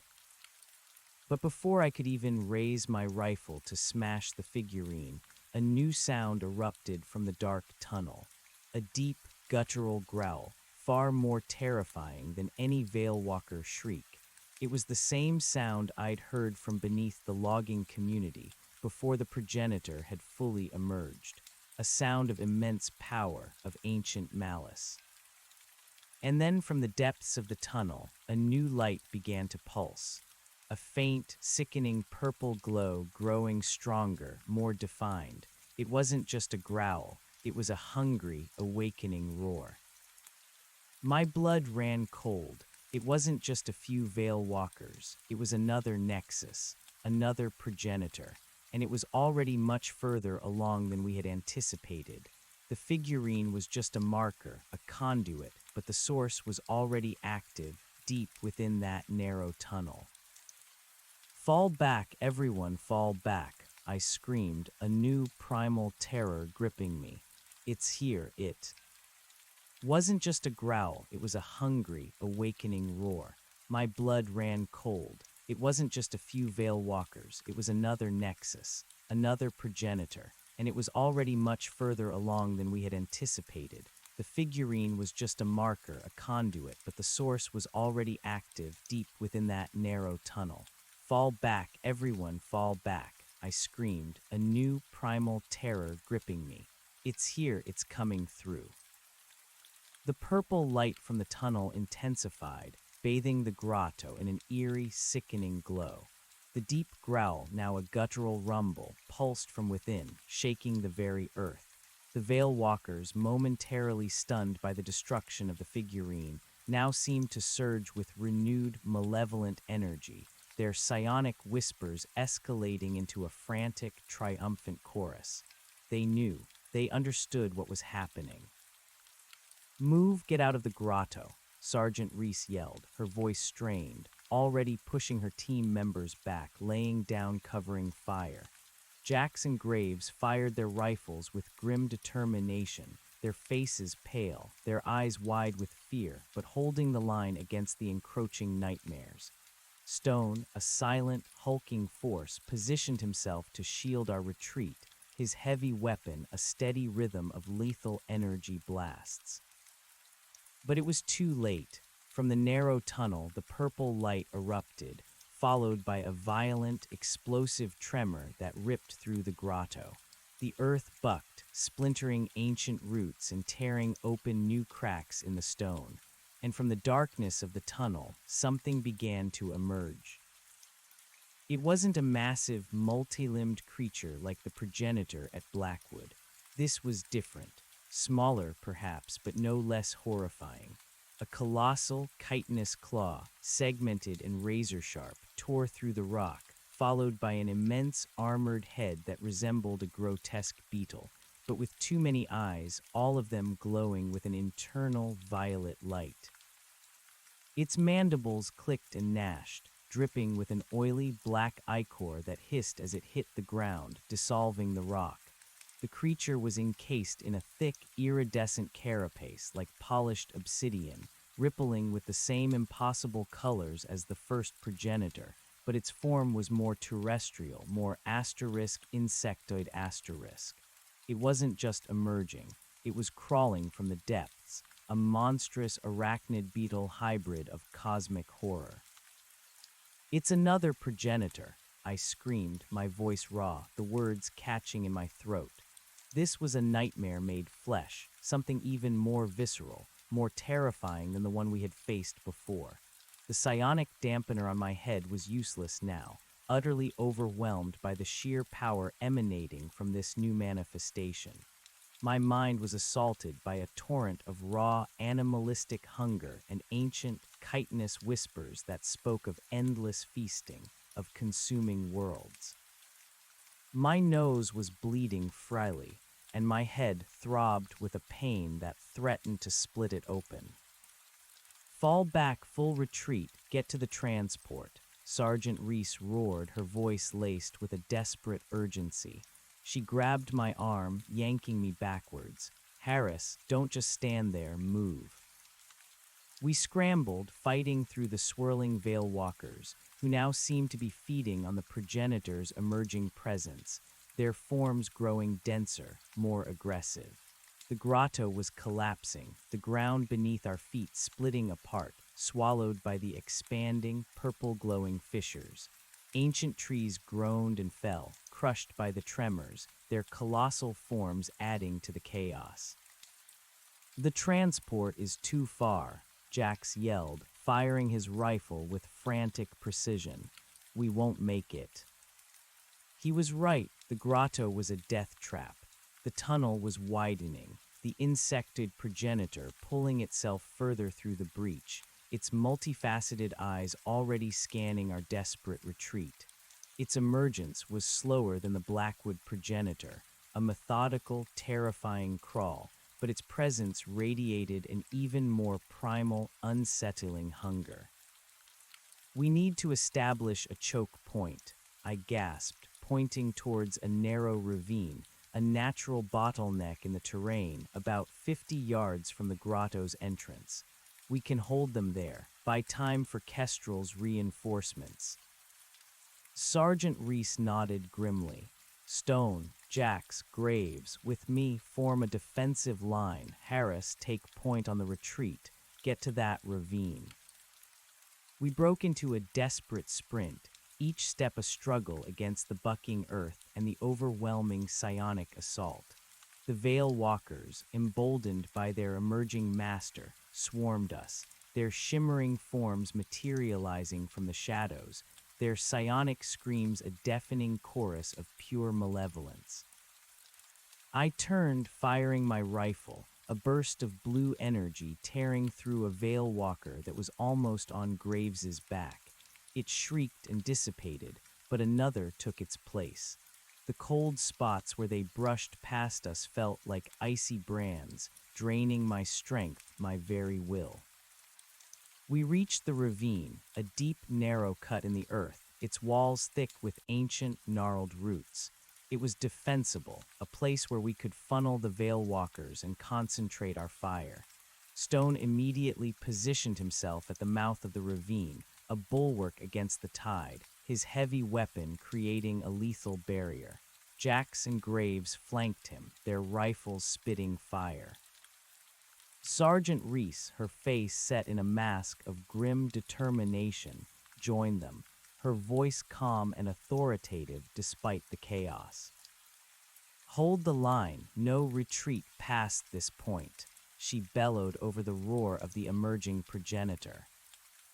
I took up a position behind them, providing support fire, my head pounding, my vision blurring at the edges from the sheer psionic interference. The air in the ravine was thick with the ozone smell, the cold, and the terrifying whispers. From the grotto, the insectoid progenitor had finally pulled its massive head and shoulders through the breach. Its chitinous body, easily 60 feet in length, was a nightmare of segmented plates, bristling with spikes and covered in glowing violet veins. Its mandibles clicked incessantly, and a low, chittering sound, the true voice of its primal hunger, resonated through the ground. Veil Walkers poured out from around its colossal form, a relentless tide of shimmering darkness, eager to engage. "Agent Kestrel, we have a new progenitor emerging, insectoid manifestation. We're at the choke point in the ravine, taking heavy fire. Reinforcements needed immediately." Sergeant Reese yelled into her comms, her voice straining with exertion. Kestrel's voice, though heavily distorted by static, crackled back. "Understood, Reese. Hold your position. We're diverting aerial assets. ETA 5 minutes for close air support, 2 hours for ground units. Maintain defensive posture. Do not let it advance." 5 minutes, it felt like an eternity. The Veil Walkers were relentless, a never-ending wave of shimmering, aggressive entities. Our sonic rifles, even on their lethal settings, were barely slowing them. They were stronger here, closer to their master, their forms more resilient, less susceptible to disruption. We were fighting a losing battle, slowly being overwhelmed. Stone, a mountain of a man, grunted with effort as he unleashed a continuous volley of fire, his heavy weapon humming with deadly energy. But even he was starting to falter, his suit sparking from repeated close brushes with the Veil Walkers, his psionic dampener clearly straining. A Veil Walker, larger and more resilient than the others, managed to phase through Stone's barrage, its shimmering form materializing directly behind him. Jax saw it, his eyes widening in horror. Stone, behind you. But it was too late. The Veil Walker lunged, its impossibly long, spindly arm wrapping around Stone's head. A sickening, chilling cold emanated from the contact, and Stone's massive frame shuddered. He cried out, a guttural sound of agony and immense psychic trauma, his heavy weapon clattering to the ground. His body spasmed violently and he collapsed, his eyes wide and unfocused, blood streaming from his nose and ears. The Veil Walker, now visibly stronger, its form pulsing with an even more intense iridescence, shrieked in triumph. Stone, Sergeant Reese roared, her voice thick with anguish and fury. She unleashed a furious volley of fire, tearing into the triumphant Veil Walker, making it shriek in agony as it finally dissolved into a cloud of black dust.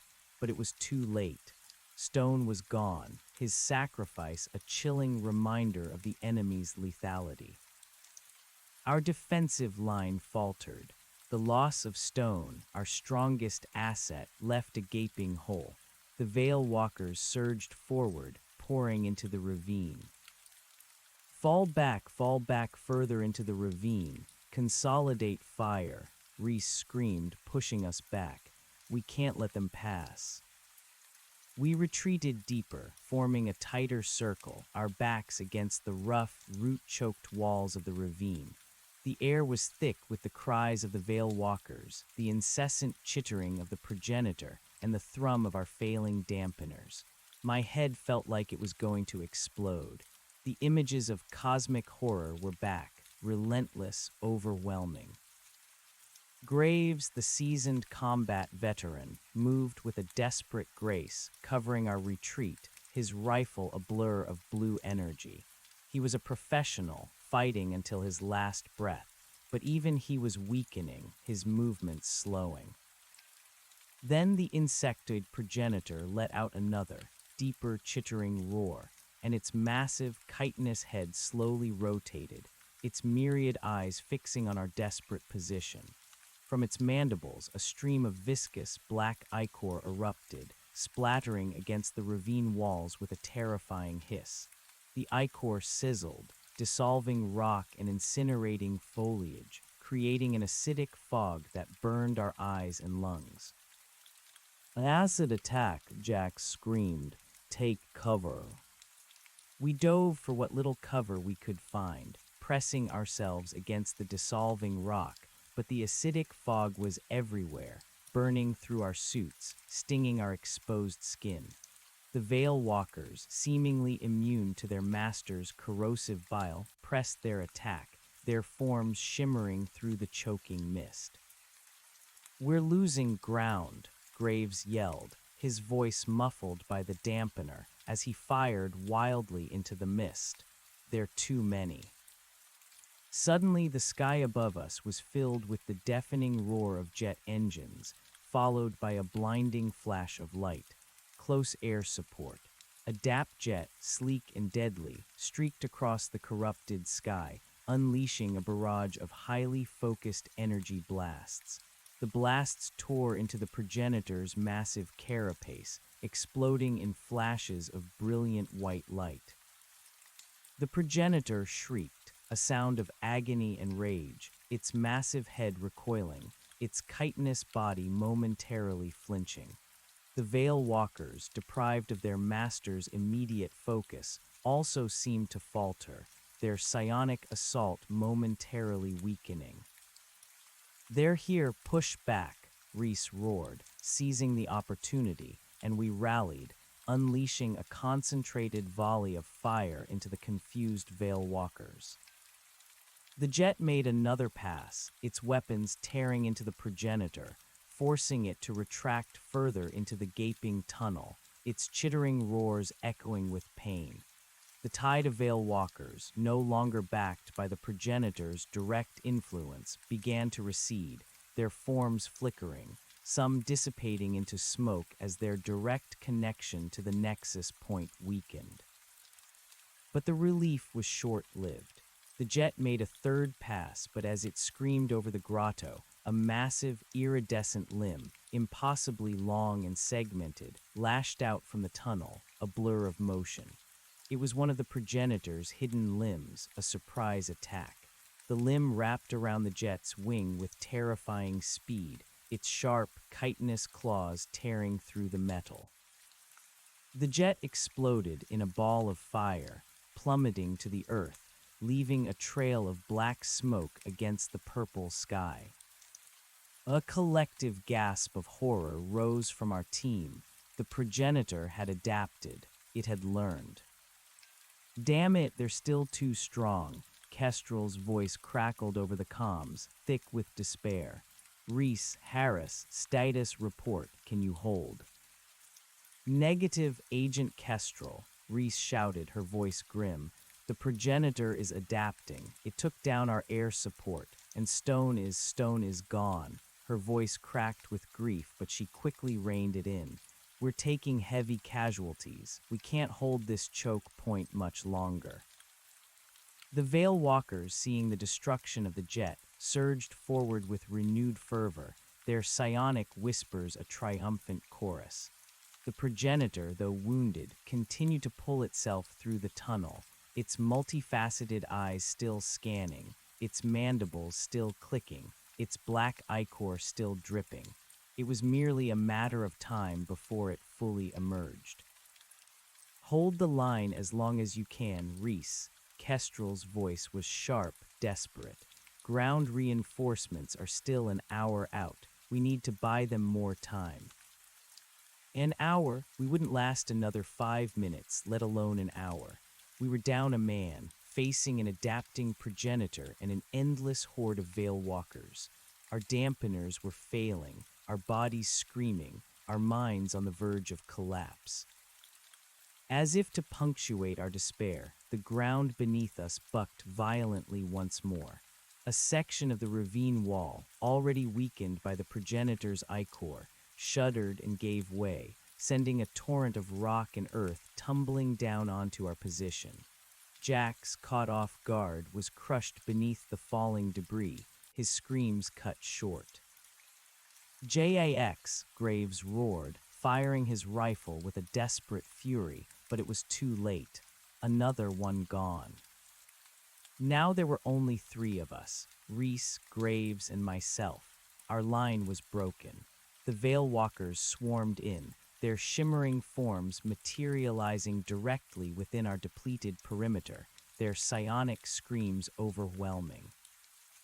"Last stand, boys," Reese yelled, her voice hoarse, her rifle spitting fire in every direction. She was a force of nature, but even she was faltering, her movements becoming sluggish. I fired my rifle, the blue energy bolts tearing through the shimmering forms, but it was like trying to empty an ocean with a spoon. A Veil Walker lunged at me, its spectral arm reaching for my face. I barely managed to deflect it with my rifle, the cold touch searing my arm, the familiar draining sensation washing over me. This was it. This was how it ended. Then a new voice cut through the comms, clear and resolute despite the static. "Reese, Harris, fall back. Retreat to the secondary staging area. We have a new plan." It was Evelyn. "New plan? What plan? We're being overrun," Reese shouted, her voice thick with exhaustion. "The area around your position is unstable. The progenitor is expanding the nexus point too quickly. We're going to use the remote orbital disruptor. Clear the zone. Get out now." Evelyn's voice was firm, authoritative, leaving no room for argument.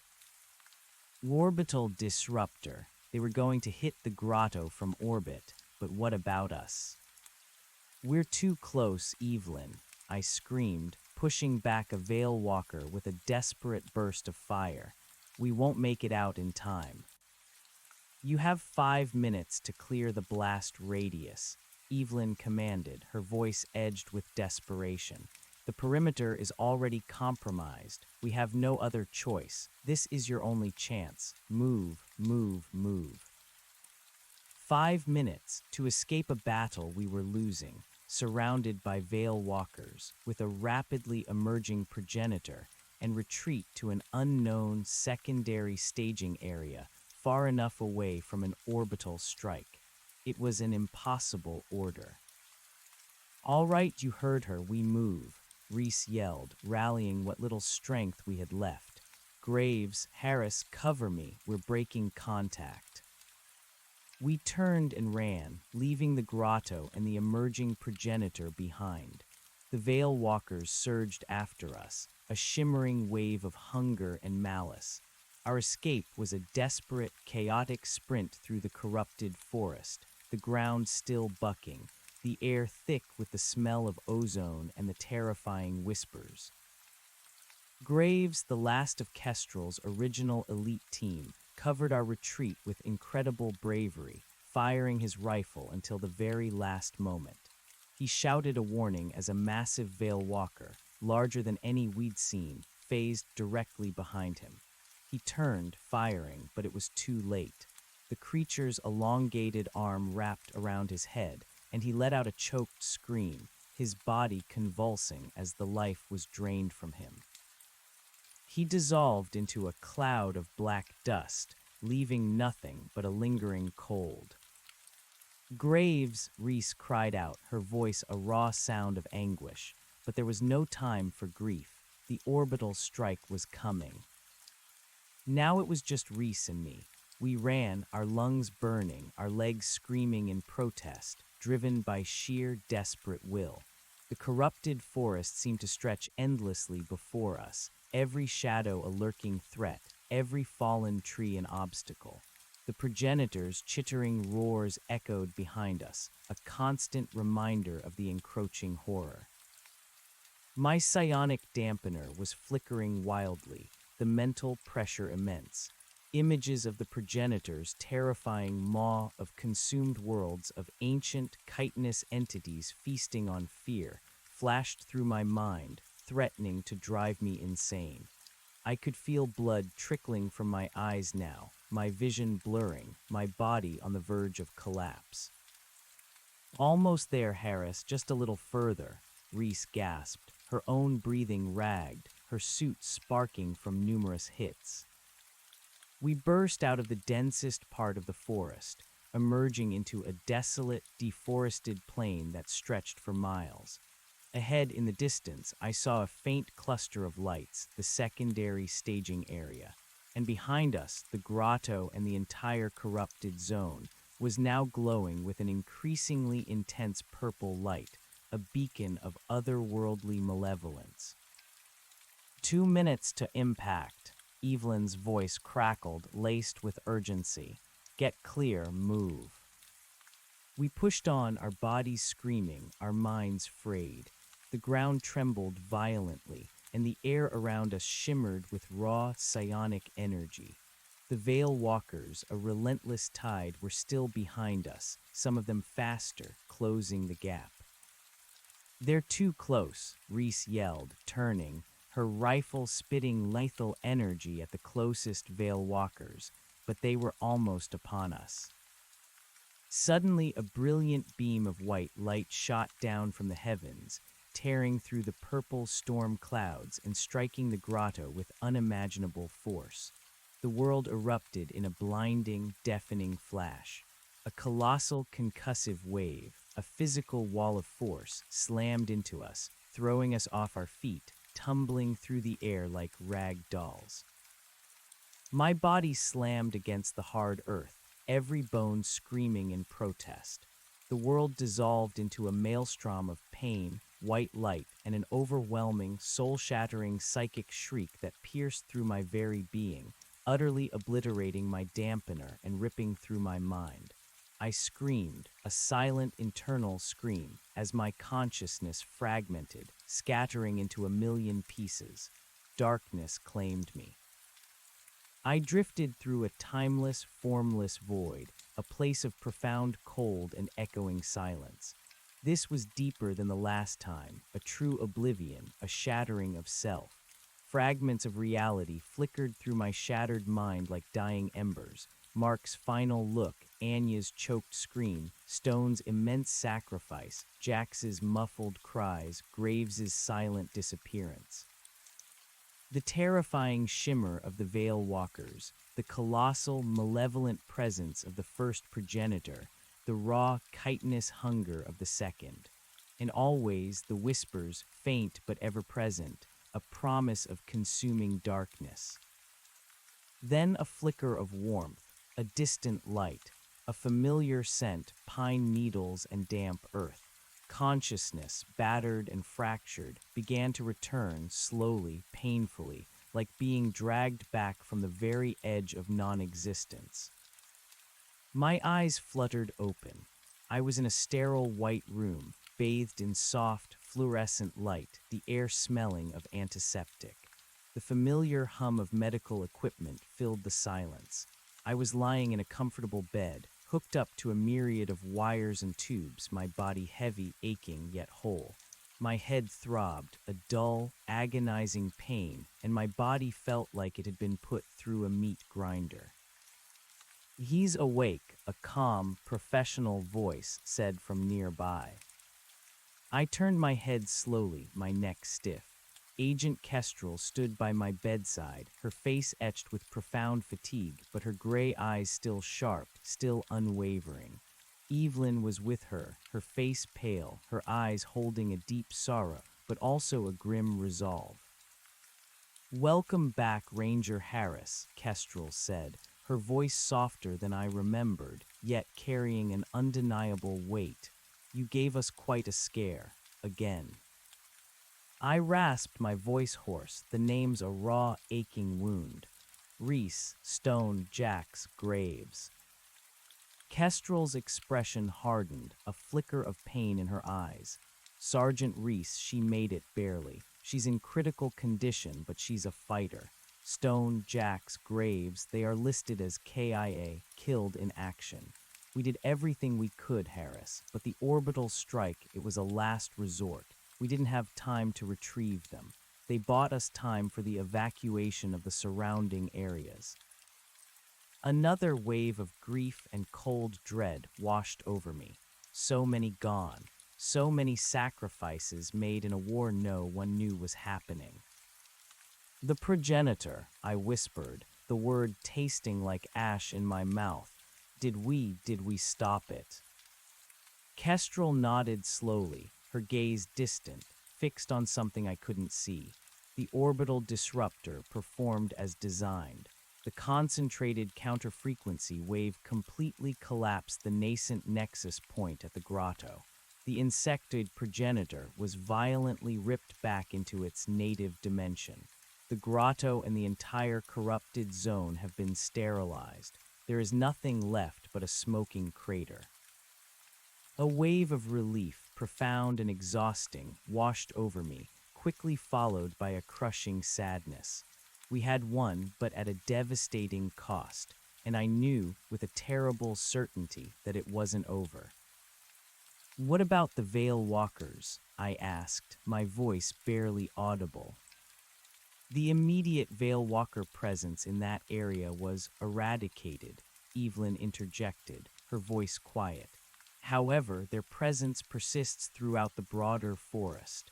They are more subdued now, less aggressive, but they are still here. And we're seeing new patterns of low-level psionic resonance in other remote areas."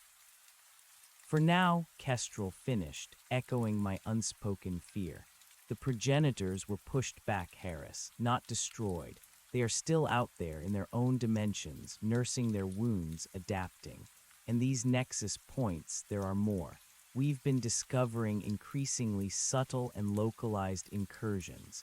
The Veil Walkers are learning to operate without a direct progenitor manifestation.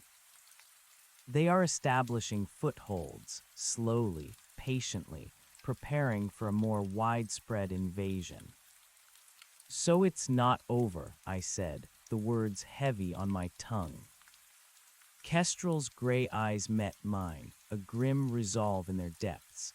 "No, Ranger, it's far from over. This was a costly victory, a temporary reprieve, but we now have invaluable intelligence. and we know what we're up against. You played a crucial role, Harris. Your quick thinking and bravery, and that of your team, saved countless lives and prevented a catastrophic global event.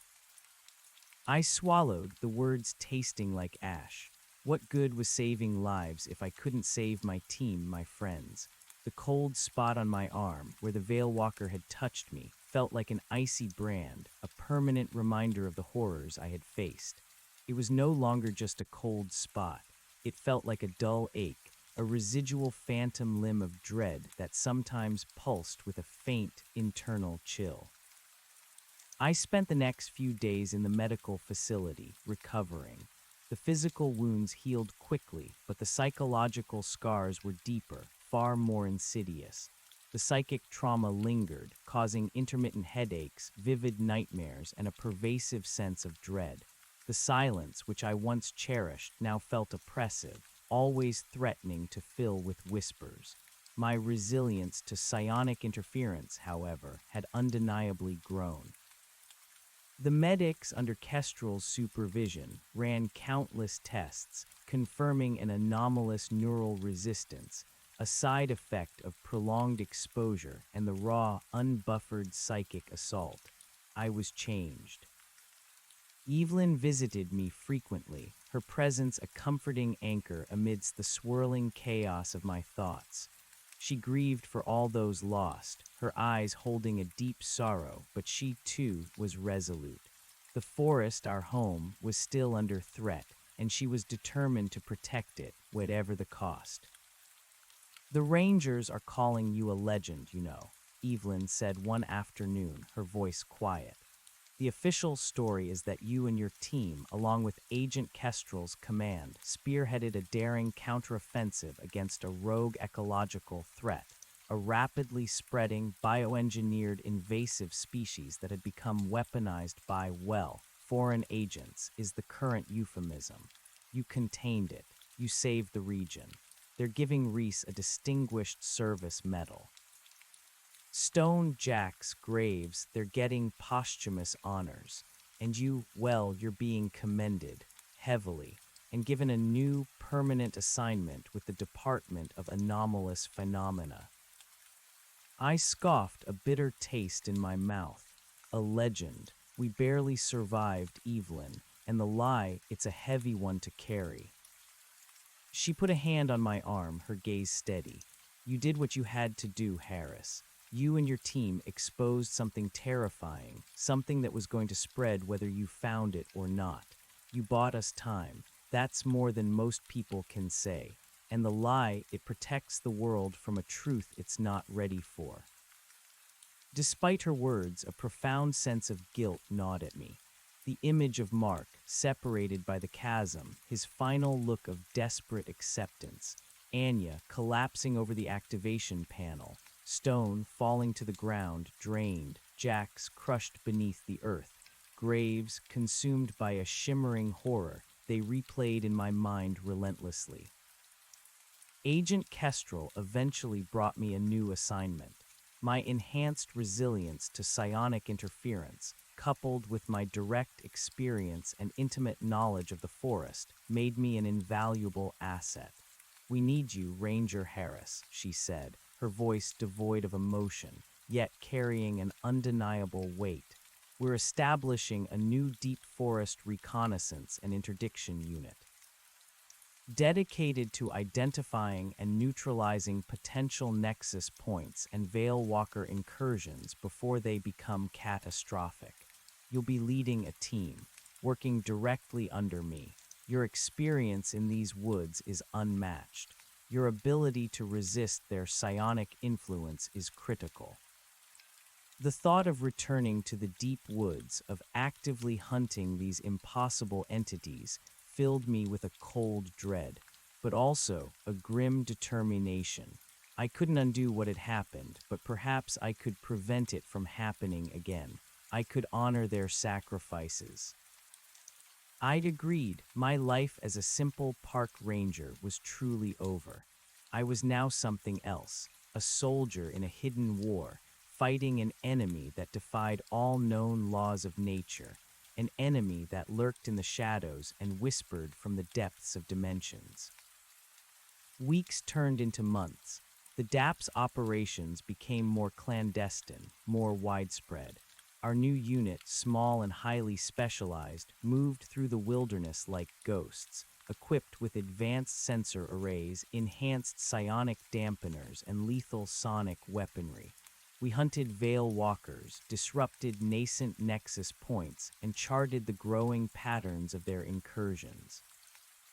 We were the first line of defense, a thin, fragile barrier between the mundane world and the cosmic horror that lay beyond.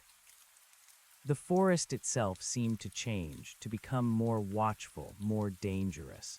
The animals were subtly altered, their behavior erratic, their eyes sometimes holding a strange, intelligent malevolence.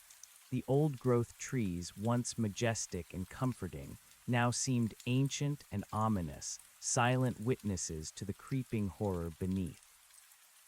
The psionic trauma from the nexus point collapses lingered, a constant, low-grade hum in my mind. Sometimes, in the dead of night, I would still hear the whispers, faint but distinct, just beyond the edge of consciousness. And the memory of the progenitors, their colossal forms and glowing, malevolent eyes, haunted my dreams. The cold spot on my arm was now a constant, dull ache, a deep resonance that seemed to respond to latent psionic energy in the environment, tingling whenever we approached an anomaly. It was a wound, but also a new sense, a connection to the very thing we fought. During one of our patrols, deep in a section of the northern Sequoia, miles from any mapped trails, our sensor arrays registered a faint, localized psionic resonance. It wasn't strong enough to be a nascent nexus point, not yet, but it was a definite signature, a burgeoning anomaly, subtly different from the others we'd tracked. It felt older, more diffused, almost a subterranean asterisk. We disembarked from our silent, specialized transport, moving stealthily through the dense undergrowth, our sonic rifles ready. My team was new but highly trained. Sergeant Elena Cortez, a former Special Forces operative with a cold, analytical mind. Dr. Ben Carter, a DAP xenobotanist and psionics specialist, surprisingly agile for an academic. And two younger, eager operatives, Miller and Chen, fresh out of the DAP Academy but with impressive combat records. I felt a pang of protectiveness for them, a grim echo of my old partnership with Mark. We found it nestled in a forgotten valley, surrounded by ancient, impossibly massive redwoods. It wasn't a grotto or a fissure. It was an ancient, perfectly circular clearing, where the trees grew in a symmetrical ring, their branches interwoven, forming a natural, silent dome. The air here was still, devoid of even the usual forest sounds, and filled with a profound sense of ancient power, both unsettling and strangely compelling. At the center of the clearing, arranged in a precise, geometric pattern, was a cluster of polished river stones. And standing amidst them like silent sentinels were dozens of the familiar wooden figurines, not just the crude, bird-like ones, but also intricately carved representations of insects, animals, and even distorted human figures, all with hollow, glowing eyes. But these weren't carved into trees. They were simply placed, meticulously, as if by reverent hands. As I knelt to examine the figurines, a profound sense of dread washed over me. This wasn't just a new marker. This was an old asterisk one. The stones were ancient, weathered, and the figurines, though seemingly recently placed, seemed to resonate with an age that predated even the redwoods. This was a site of power, long dormant, now reactivated. Dr. Carter, his spectacles gleaming in the dim light filtering through the canopy, activated his portable psionic scanner. His eyes widened. Harris, the readings, they're off the charts. This isn't just a nascent nexus point. This is an ancient node. It's been here for millennia, subtly resonating. Whatever just activated it, it's immense, and it's feeding directly from here. My cold spot ache on my arm flared, a searing, throbbing pain. The faint, crimson glow in the eyes of the figurines intensified, pulsing rhythmically, like a slow, malevolent heartbeat, echoing the deep, subterranean hum that now resonated from the very center of the stone circle. It wasn't loud, not like the other Nexus points, but it was asterisk deeper asterisk, resonating with an ancient, bone-chilling power that bypassed all dampeners, burrowing directly into the deepest, most primal parts of my mind. "This isn't just a gateway, Doctor," Sergeant Cortez whispered, her voice tight, her rifle raised, scanning the silent, ancient trees. "This is a full-blown temple, and we just walked right into the sanctuary." As if on cue, the faint hum from the ground intensified into a low, guttural vibration that resonated deep within the earth, a prelude to something far more terrifying. The air grew impossibly cold, and the psionic whispers began, not frantic or desperate like the Veil Walkers, but slow, deliberate, a deep, multitonal chant that spoke of forgotten rituals, of ancient entities, of an awakening that transcended time itself. It wasn't directed at us. It was simply happening, like the turning of a cosmic wheel. "Kestrel," I said into my comm, my voice low, filled with a grim certainty. "We have visual confirmation on the anomaly. It's an ancient Nexus node, reactivated, massive psionic signature. We have direct contact with a ceremonial site. We are taking heavy psionic interference. The whispers are different here, older." A sudden, deafening crack echoed through the clearing. One of the colossal redwoods, easily 2,000 years old, slowly, majestically, began to splinter at its base, tearing itself apart as if from an internal pressure. A faint, sickening purple light emanated from the rapidly widening fissure in its trunk. "Ranger Harris, your signal is degrading," Kestrel's voice crackled, laced with urgency. "What do you mean, different whispers? What's happening?" "It's not. It's not just a growl, it's a hungry, awakening roar." My blood ran cold. It wasn't just a few Veil Walkers, it was another Nexus, another progenitor, and it was already much further along than we had anticipated. The figurine was just a marker, a conduit, but the source was already active deep within that narrow tunnel. "Fall back, everyone, fall back," I screamed, a new primal terror gripping me. "It's here, it's coming through." The purple light from the tunnel intensified, bathing the grotto in an eerie, sickening glow. The deep growl, now a guttural rumble, pulsed from within, shaking the very earth. The Veil Walkers, momentarily stunned by the destruction of the figurine, now seemed to surge with renewed, malevolent energy, their psionic whispers escalating into a frantic, triumphant chorus. They knew, they understood what was happening. "Move, get out of the grotto," Sergeant Reese yelled, her voice strained, already pushing her team members back, laying down covering fire. Jax and Graves fired their rifles with grim determination, their faces pale, their eyes wide with fear, but holding the line against the encroaching nightmares. Stone, a silent, hulking force, positioned himself to shield our retreat, his heavy weapon a steady rhythm of lethal energy blasts. But it was too late. From the narrow tunnel, the purple light erupted, followed by a violent, explosive tremor that ripped through the grotto. The earth bucked, splintering ancient roots and tearing open new cracks in the stone. And from the darkness of the tunnel, something began to emerge. It wasn't a massive, multi-limbed creature like the progenitor at Blackwood. This was different. Smaller, perhaps, but no less horrifying.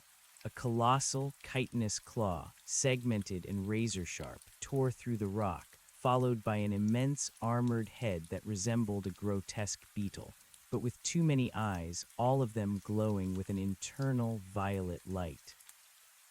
Its mandibles clicked and gnashed, dripping with an oily black ichor that hissed as it hit the ground, dissolving the rock. The creature was encased in a thick, iridescent carapace like polished obsidian, rippling with the same impossible colors as the first progenitor, but its form was more terrestrial, more insectoid asterisk. It wasn't just emerging, it was crawling from the depths, a monstrous arachnid beetle hybrid of cosmic horror. It's another progenitor, I screamed, my voice raw, the words catching in my throat. This was a nightmare made flesh, something even more visceral, more terrifying than the one we had faced before. The psionic dampener on my head was useless now, utterly overwhelmed by the sheer power emanating from this new manifestation. My mind was assaulted by a torrent of raw, animalistic hunger and ancient, chitinous whispers that spoke of endless feasting, of consuming worlds. My nose was bleeding freely, and my head throbbed with a pain that threatened to split it open. Fall back, full retreat, get to the transport, Sergeant Reese roared, her voice laced with a desperate urgency. She grabbed my arm, yanking me backwards. Harris, don't just stand there, move. We scrambled, fighting through the swirling veil walkers, who now seemed to be feeding on the progenitor's emerging presence, their forms growing denser, more aggressive. The grotto was collapsing, the ground beneath our feet splitting apart, swallowed by the expanding, purple-glowing fissures. Ancient trees groaned and fell, crushed by the tremors, their colossal forms adding to the chaos. "The transport is too far," Jax yelled, firing his rifle with frantic precision. "We won't make it." He was right, the grotto was a death trap. The tunnel was widening, the insected progenitor pulling itself further through the breach, its multifaceted eyes already scanning our desperate retreat. Its emergence was slower than the Blackwood progenitor, a methodical, terrifying crawl, but its presence radiated an even more primal, unsettling hunger. "We need to establish a choke point," I gasped, pointing towards a narrow ravine, a natural bottleneck in the terrain, about 50 yards from the grotto's entrance. "We can hold them there, buy time for Kestrel's reinforcements." Sergeant Reese nodded grimly.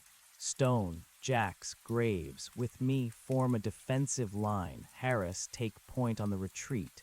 Get to that ravine." We broke into a desperate sprint, each step a struggle against the bucking earth and the overwhelming psionic assault. The Veil Walkers, emboldened by their emerging master, swarmed us, their shimmering forms materializing from the shadows, their psionic screams a deafening chorus of pure malevolence. I turned, firing my rifle, a burst of blue energy tearing through a Veil Walker that was almost on Graves's back. It shrieked and dissipated, but another took its place. The cold spots where they brushed past us felt like icy brands, draining my strength, my very will. We reached the ravine, a deep, narrow cut in the earth, its walls thick with ancient, gnarled roots. It was defensible, a place where we could funnel the Veil Walkers and concentrate our fire. Stone immediately positioned himself at the mouth of the ravine, a bulwark against the tide, his heavy weapon creating a lethal barrier. Jax and Graves flanked him, their rifles spitting fire. Sergeant Reese, her face set in a mask of grim determination, joined them, her voice calm and authoritative despite the chaos. "Hold the line, no retreat past this point," she bellowed over the roar of the emerging progenitor. I took up a position behind them, providing support fire, my head pounding, my vision blurring at the edges from the sheer psionic interference. The air in the ravine was thick with the ozone smell, the cold, and the terrifying whispers. From the grotto, the insectoid progenitor had finally pulled its massive head and shoulders through the breach. Its chitinous body, easily 60 feet in length, was a nightmare of segmented plates, bristling with spikes and covered in glowing violet veins. Its mandibles clicked incessantly, and a low, chittering sound, the true voice of its primal hunger, resonated through the ground. Veil walkers poured out from around its colossal form, a relentless tide of shimmering darkness, eager to engage. Agent Kestrel, we have a new progenitor emerging, insectoid manifestation. We're at the choke point in the ravine, taking heavy fire. Reinforcements needed immediately. Sergeant Reese yelled into her comms, her voice straining with exertion. Kestrel's voice, though heavily distorted by static, crackled back. Understood, Reese. Hold your position. We're diverting aerial assets. ETA 5 minutes for close air support. 2 hours for ground units. Maintain defensive posture. Do not let it advance. 5 minutes, it felt like an eternity. The Veil Walkers were relentless, a never-ending wave of shimmering, aggressive entities. Our sonic rifles, even on their lethal settings, were barely slowing them. They were stronger here, closer to their master, their forms more resilient, less susceptible to disruption. We were fighting a losing battle, slowly being overwhelmed. Stone, a mountain of a man, grunted with effort as he unleashed a continuous volley of fire, his heavy weapon humming with deadly energy. But even he was starting to falter, his suit sparking from repeated close brushes with the Veil Walkers, his psionic dampener clearly straining. A Veil Walker, larger and more resilient than the others, managed to phase through Stone's barrage, its shimmering form materializing directly behind him. Jack saw it, his eyes widening in horror. Stone, behind you. But it was too late. The Veil Walker lunged, its impossibly long, spindly arm wrapping around Stone's head. A sickening, chilling cold emanated from the contact, and Stone's massive frame shuddered. He cried out, a guttural sound of agony and immense psychic trauma, his heavy weapon clattering to the ground. His body spasmed violently and he collapsed, his eyes wide and unfocused, blood streaming from his nose and ears. The Veil Walker, now visibly stronger, its form pulsing with an even more intense iridescence, shrieked in triumph. Stone, Sergeant Reese roared, her voice thick with anguish and fury. She unleashed a furious volley of fire, tearing into the triumphant Veil Walker, making it shriek in agony as it finally dissolved into a cloud of black dust. But it was too late. Stone was gone, his sacrifice a chilling reminder of the enemy's lethality. Our defensive line faltered. The loss of Stone, our strongest asset, left a gaping hole. The Veil Walkers surged forward, pouring into the ravine. Fall back further into the ravine. Consolidate fire, Reese screamed, pushing us back. We can't let them pass. We retreated deeper, forming a tighter circle, our backs against the rough, root-choked walls of the ravine.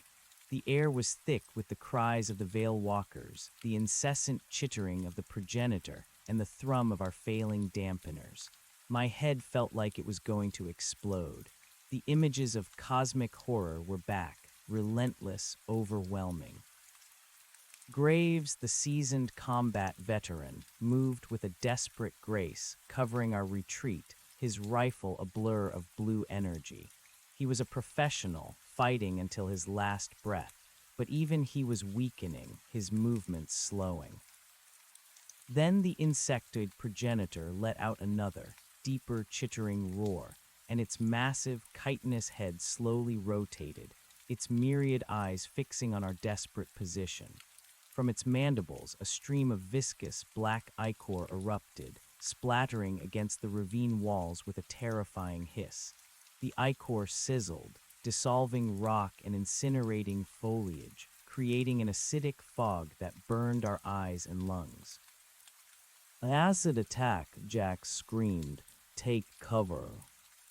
We dove for what little cover we could find, pressing ourselves against the dissolving rock, but the acidic fog was everywhere, burning through our suits, stinging our exposed skin.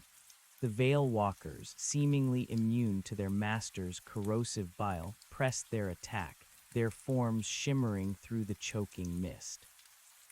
"We're losing ground," Graves yelled, his voice muffled by the dampener as he fired wildly into the mist. "They're too many." Suddenly, the sky above us was filled with the deafening roar of jet engines, followed by a blinding flash of light. Close air support. A DAP jet, sleek and deadly, streaked across the corrupted sky, unleashing a barrage of highly focused energy blasts. The blasts tore into the progenitor's massive carapace, exploding in flashes of brilliant white light. The progenitor shrieked, a sound of agony and rage, its massive head recoiling, its chitinous body momentarily flinching. The Veil Walkers, deprived of their master's immediate focus, also seemed to falter, their psionic assault momentarily weakening. "They're here, push back," Reese roared, seizing the opportunity, and we rallied, unleashing a concentrated volley of fire into the confused Veil Walkers. The jet made another pass, its weapons tearing into the progenitor, forcing it to retract further into the gaping tunnel, its chittering roars echoing with pain. The tide of Veil Walkers, no longer backed by the progenitor's direct influence, began to recede, their forms flickering, some dissipating into smoke as their direct connection to the nexus point weakened. But the relief was short-lived. The jet made a third pass, but as it screamed over the grotto, a massive, iridescent limb, impossibly long and segmented, lashed out from the tunnel, a blur of motion. It was one of the progenitor's hidden limbs, a surprise attack. The limb wrapped around the jet's wing with terrifying speed, its sharp, chitinous claws tearing through the metal. The jet exploded in a ball of fire, plummeting to the earth, leaving a trail of black smoke against the purple sky. A collective gasp of horror rose from our team. The progenitor had adapted. It had learned. "Damn it, they're still too strong," Kestrel's voice crackled over the comms, thick with despair. "Reese, Harris, status report, can you hold?" "Negative, Agent Kestrel," Reese shouted, her voice grim. "The progenitor is adapting. It took down our air support, and Stone is gone." Her voice cracked with grief, but she quickly reined it in. "We're taking heavy casualties. We can't hold this choke point much longer." The Veil Walkers, seeing the destruction of the jet, surged forward with renewed fervor, their psionic whispers a triumphant chorus. The progenitor, though wounded, continued to pull itself through the tunnel, its multifaceted eyes still scanning, its mandibles still clicking, its black ichor still dripping. It was merely a matter of time before it fully emerged. "Hold the line as long as you can, Reese." Kestrel's voice was sharp, desperate. "Ground reinforcements are still an hour out. We need to buy them more time." "An hour? We wouldn't last another 5 minutes, let alone an hour." We were down a man, facing an adapting progenitor and an endless horde of Veil Walkers. Our dampeners were failing, our bodies screaming, our minds on the verge of collapse. As if to punctuate our despair, the ground beneath us bucked violently once more. A section of the ravine wall, already weakened by the progenitor's ichor, shuddered and gave way, sending a torrent of rock and earth tumbling down onto our position. Jax, caught off guard, was crushed beneath the falling debris, his screams cut short. "JAX," Graves roared, firing his rifle with a desperate fury, but it was too late. Another one gone.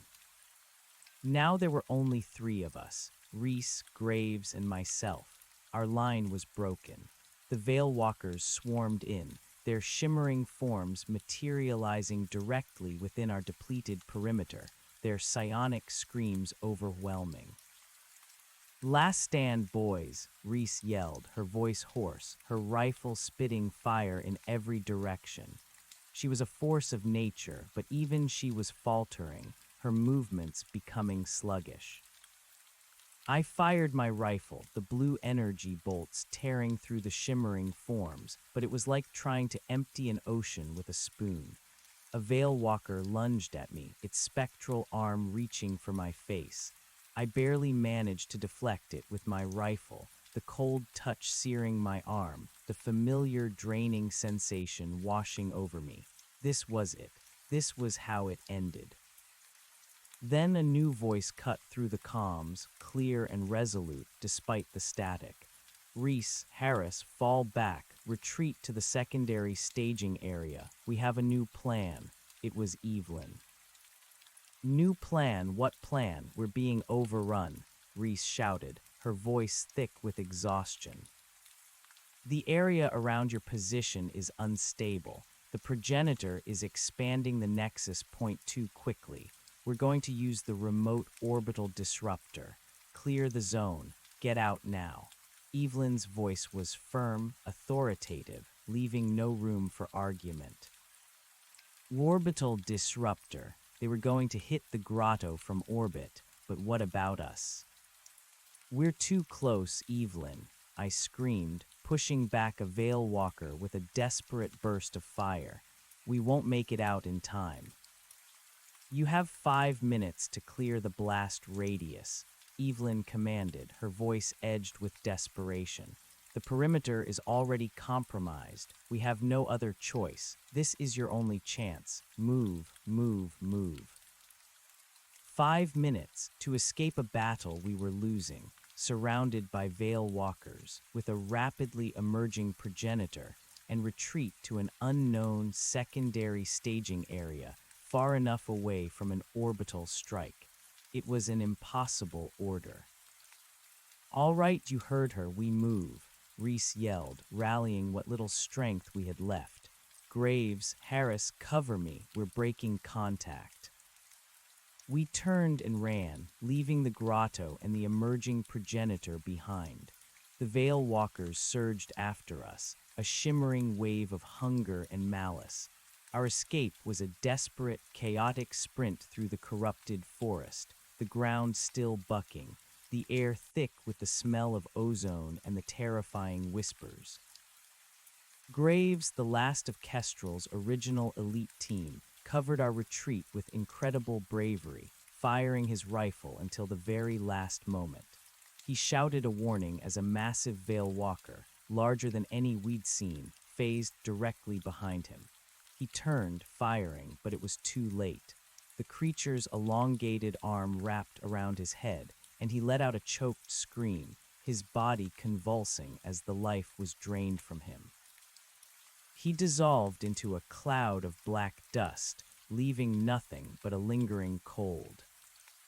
"Graves!" Reese cried out, her voice a raw sound of anguish. But there was no time for grief. The orbital strike was coming. Now it was just Reese and me. We ran, our lungs burning, our legs screaming in protest, driven by sheer, desperate will. The corrupted forest seemed to stretch endlessly before us, every shadow a lurking threat, every fallen tree an obstacle. The progenitor's chittering roars echoed behind us, a constant reminder of the encroaching horror. My psionic dampener was flickering wildly, the mental pressure immense. Images of the progenitor's terrifying maw of consumed worlds of ancient, chitinous entities feasting on fear flashed through my mind, threatening to drive me insane. I could feel blood trickling from my eyes now, my vision blurring, my body on the verge of collapse. "Almost there, Harris, just a little further," Reese gasped, her own breathing ragged, her suit sparking from numerous hits. We burst out of the densest part of the forest, emerging into a desolate, deforested plain that stretched for miles. Ahead in the distance, I saw a faint cluster of lights, the secondary staging area. And behind us, the grotto and the entire corrupted zone was now glowing with an increasingly intense purple light, a beacon of otherworldly malevolence. 2 minutes to impact. Evelyn's voice crackled, laced with urgency. Get clear, move. We pushed on, our bodies screaming, our minds frayed. The ground trembled violently, and the air around us shimmered with raw, psionic energy. The Veil Walkers, a relentless tide, were still behind us, some of them faster, closing the gap. They're too close, Reese yelled, turning, her rifle spitting lethal energy at the closest Veil Walkers, but they were almost upon us. Suddenly, a brilliant beam of white light shot down from the heavens, tearing through the purple storm clouds and striking the grotto with unimaginable force. The world erupted in a blinding, deafening flash. A colossal concussive wave, a physical wall of force, slammed into us, throwing us off our feet, tumbling through the air like rag dolls. My body slammed against the hard earth, every bone screaming in protest. The world dissolved into a maelstrom of pain, white light, and an overwhelming, soul-shattering psychic shriek that pierced through my very being, utterly obliterating my dampener and ripping through my mind. I screamed, a silent internal scream, as my consciousness fragmented, scattering into a million pieces. Darkness claimed me. I drifted through a timeless, formless void, a place of profound cold and echoing silence. This was deeper than the last time, a true oblivion, a shattering of self. Fragments of reality flickered through my shattered mind like dying embers. Mark's final look, Anya's choked scream, Stone's immense sacrifice, Jax's muffled cries, Graves's silent disappearance. The terrifying shimmer of the Veil Walkers, the colossal, malevolent presence of the first progenitor, the raw, chitinous hunger of the second. And always the whispers, faint but ever-present, a promise of consuming darkness. Then a flicker of warmth, a distant light, a familiar scent, pine needles and damp earth. Consciousness, battered and fractured, began to return slowly, painfully, like being dragged back from the very edge of non-existence. My eyes fluttered open. I was in a sterile white room, bathed in soft, fluorescent light, the air smelling of antiseptic. The familiar hum of medical equipment filled the silence. I was lying in a comfortable bed, hooked up to a myriad of wires and tubes, my body heavy, aching, yet whole. My head throbbed, a dull, agonizing pain, and my body felt like it had been put through a meat grinder. "He's awake," a calm, professional voice said from nearby. I turned my head slowly, my neck stiff. Agent Kestrel stood by my bedside, her face etched with profound fatigue, but her gray eyes still sharp, still unwavering. Evelyn was with her, her face pale, her eyes holding a deep sorrow, but also a grim resolve. "Welcome back, Ranger Harris," Kestrel said, her voice softer than I remembered, yet carrying an undeniable weight. "You gave us quite a scare, again." I rasped, my voice hoarse, the names a raw, aching wound. Reese, Stone, Jax, Graves. Kestrel's expression hardened, a flicker of pain in her eyes. "Sergeant Reese, she made it barely. She's in critical condition, but she's a fighter. Stone, Jax, Graves, they are listed as KIA, killed in action. We did everything we could, Harris, but the orbital strike, it was a last resort. We didn't have time to retrieve them. They bought us time for the evacuation of the surrounding areas." Another wave of grief and cold dread washed over me. So many gone, so many sacrifices made in a war no one knew was happening. "The progenitor," I whispered, the word tasting like ash in my mouth. Did we stop it?" Kestrel nodded slowly, her gaze distant. fixed on something I couldn't see. The orbital disruptor performed as designed.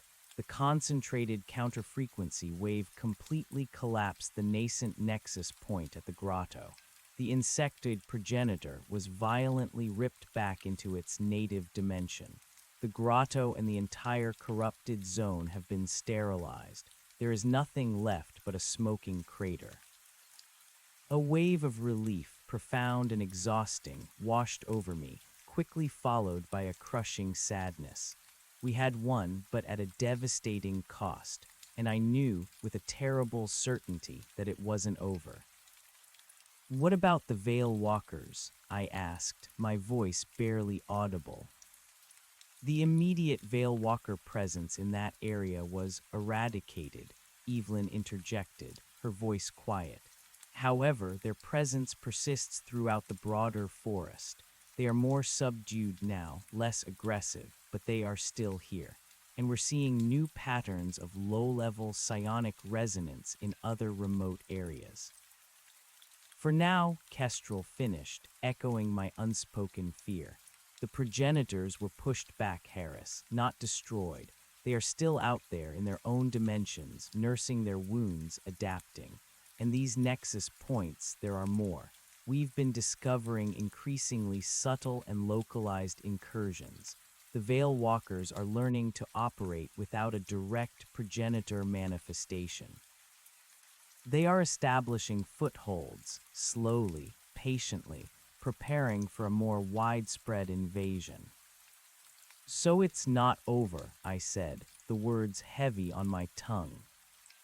Kestrel's gray eyes met mine, a grim resolve in their depths. "No, Ranger, it's far from over. This was a costly victory, a temporary reprieve, but we now have invaluable intelligence, and we know what we're up against. You played a crucial role, Harris. Your quick thinking and bravery, and that of your team, saved countless lives and prevented a catastrophic global event." I swallowed, the words tasting like ash. What good was saving lives if I couldn't save my team, my friends? The cold spot on my arm, where the Veil Walker had touched me, felt like an icy brand, a permanent reminder of the horrors I had faced. It was no longer just a cold spot. It felt like a dull ache, a residual phantom limb of dread that sometimes pulsed with a faint internal chill. I spent the next few days in the medical facility, recovering. The physical wounds healed quickly, but the psychological scars were deeper, far more insidious. The psychic trauma lingered, causing intermittent headaches, vivid nightmares, and a pervasive sense of dread. The silence, which I once cherished, now felt oppressive, always threatening to fill with whispers. My resilience to psionic interference, however, had undeniably grown. The medics under Kestrel's supervision ran countless tests, confirming an anomalous neural resistance, a side effect of prolonged exposure and the raw, unbuffered psychic assault. I was changed. Evelyn visited me frequently, her presence a comforting anchor amidst the swirling chaos of my thoughts. She grieved for all those lost, her eyes holding a deep sorrow, but she too was resolute. The forest, our home, was still under threat, and she was determined to protect it, whatever the cost. "The Rangers are calling you a legend, you know," Evelyn said one afternoon, her voice quiet. "The official story is that you and your team, along with Agent Kestrel's command, spearheaded a daring counteroffensive against a rogue ecological threat, a rapidly spreading, bioengineered invasive species that had become weaponized by, well, foreign agents, is the current euphemism. You contained it. You saved the region. They're giving Reese a Distinguished Service Medal. Stone Jack's graves, they're getting posthumous honors. And you, well, you're being commended, heavily, and given a new, permanent assignment with the Department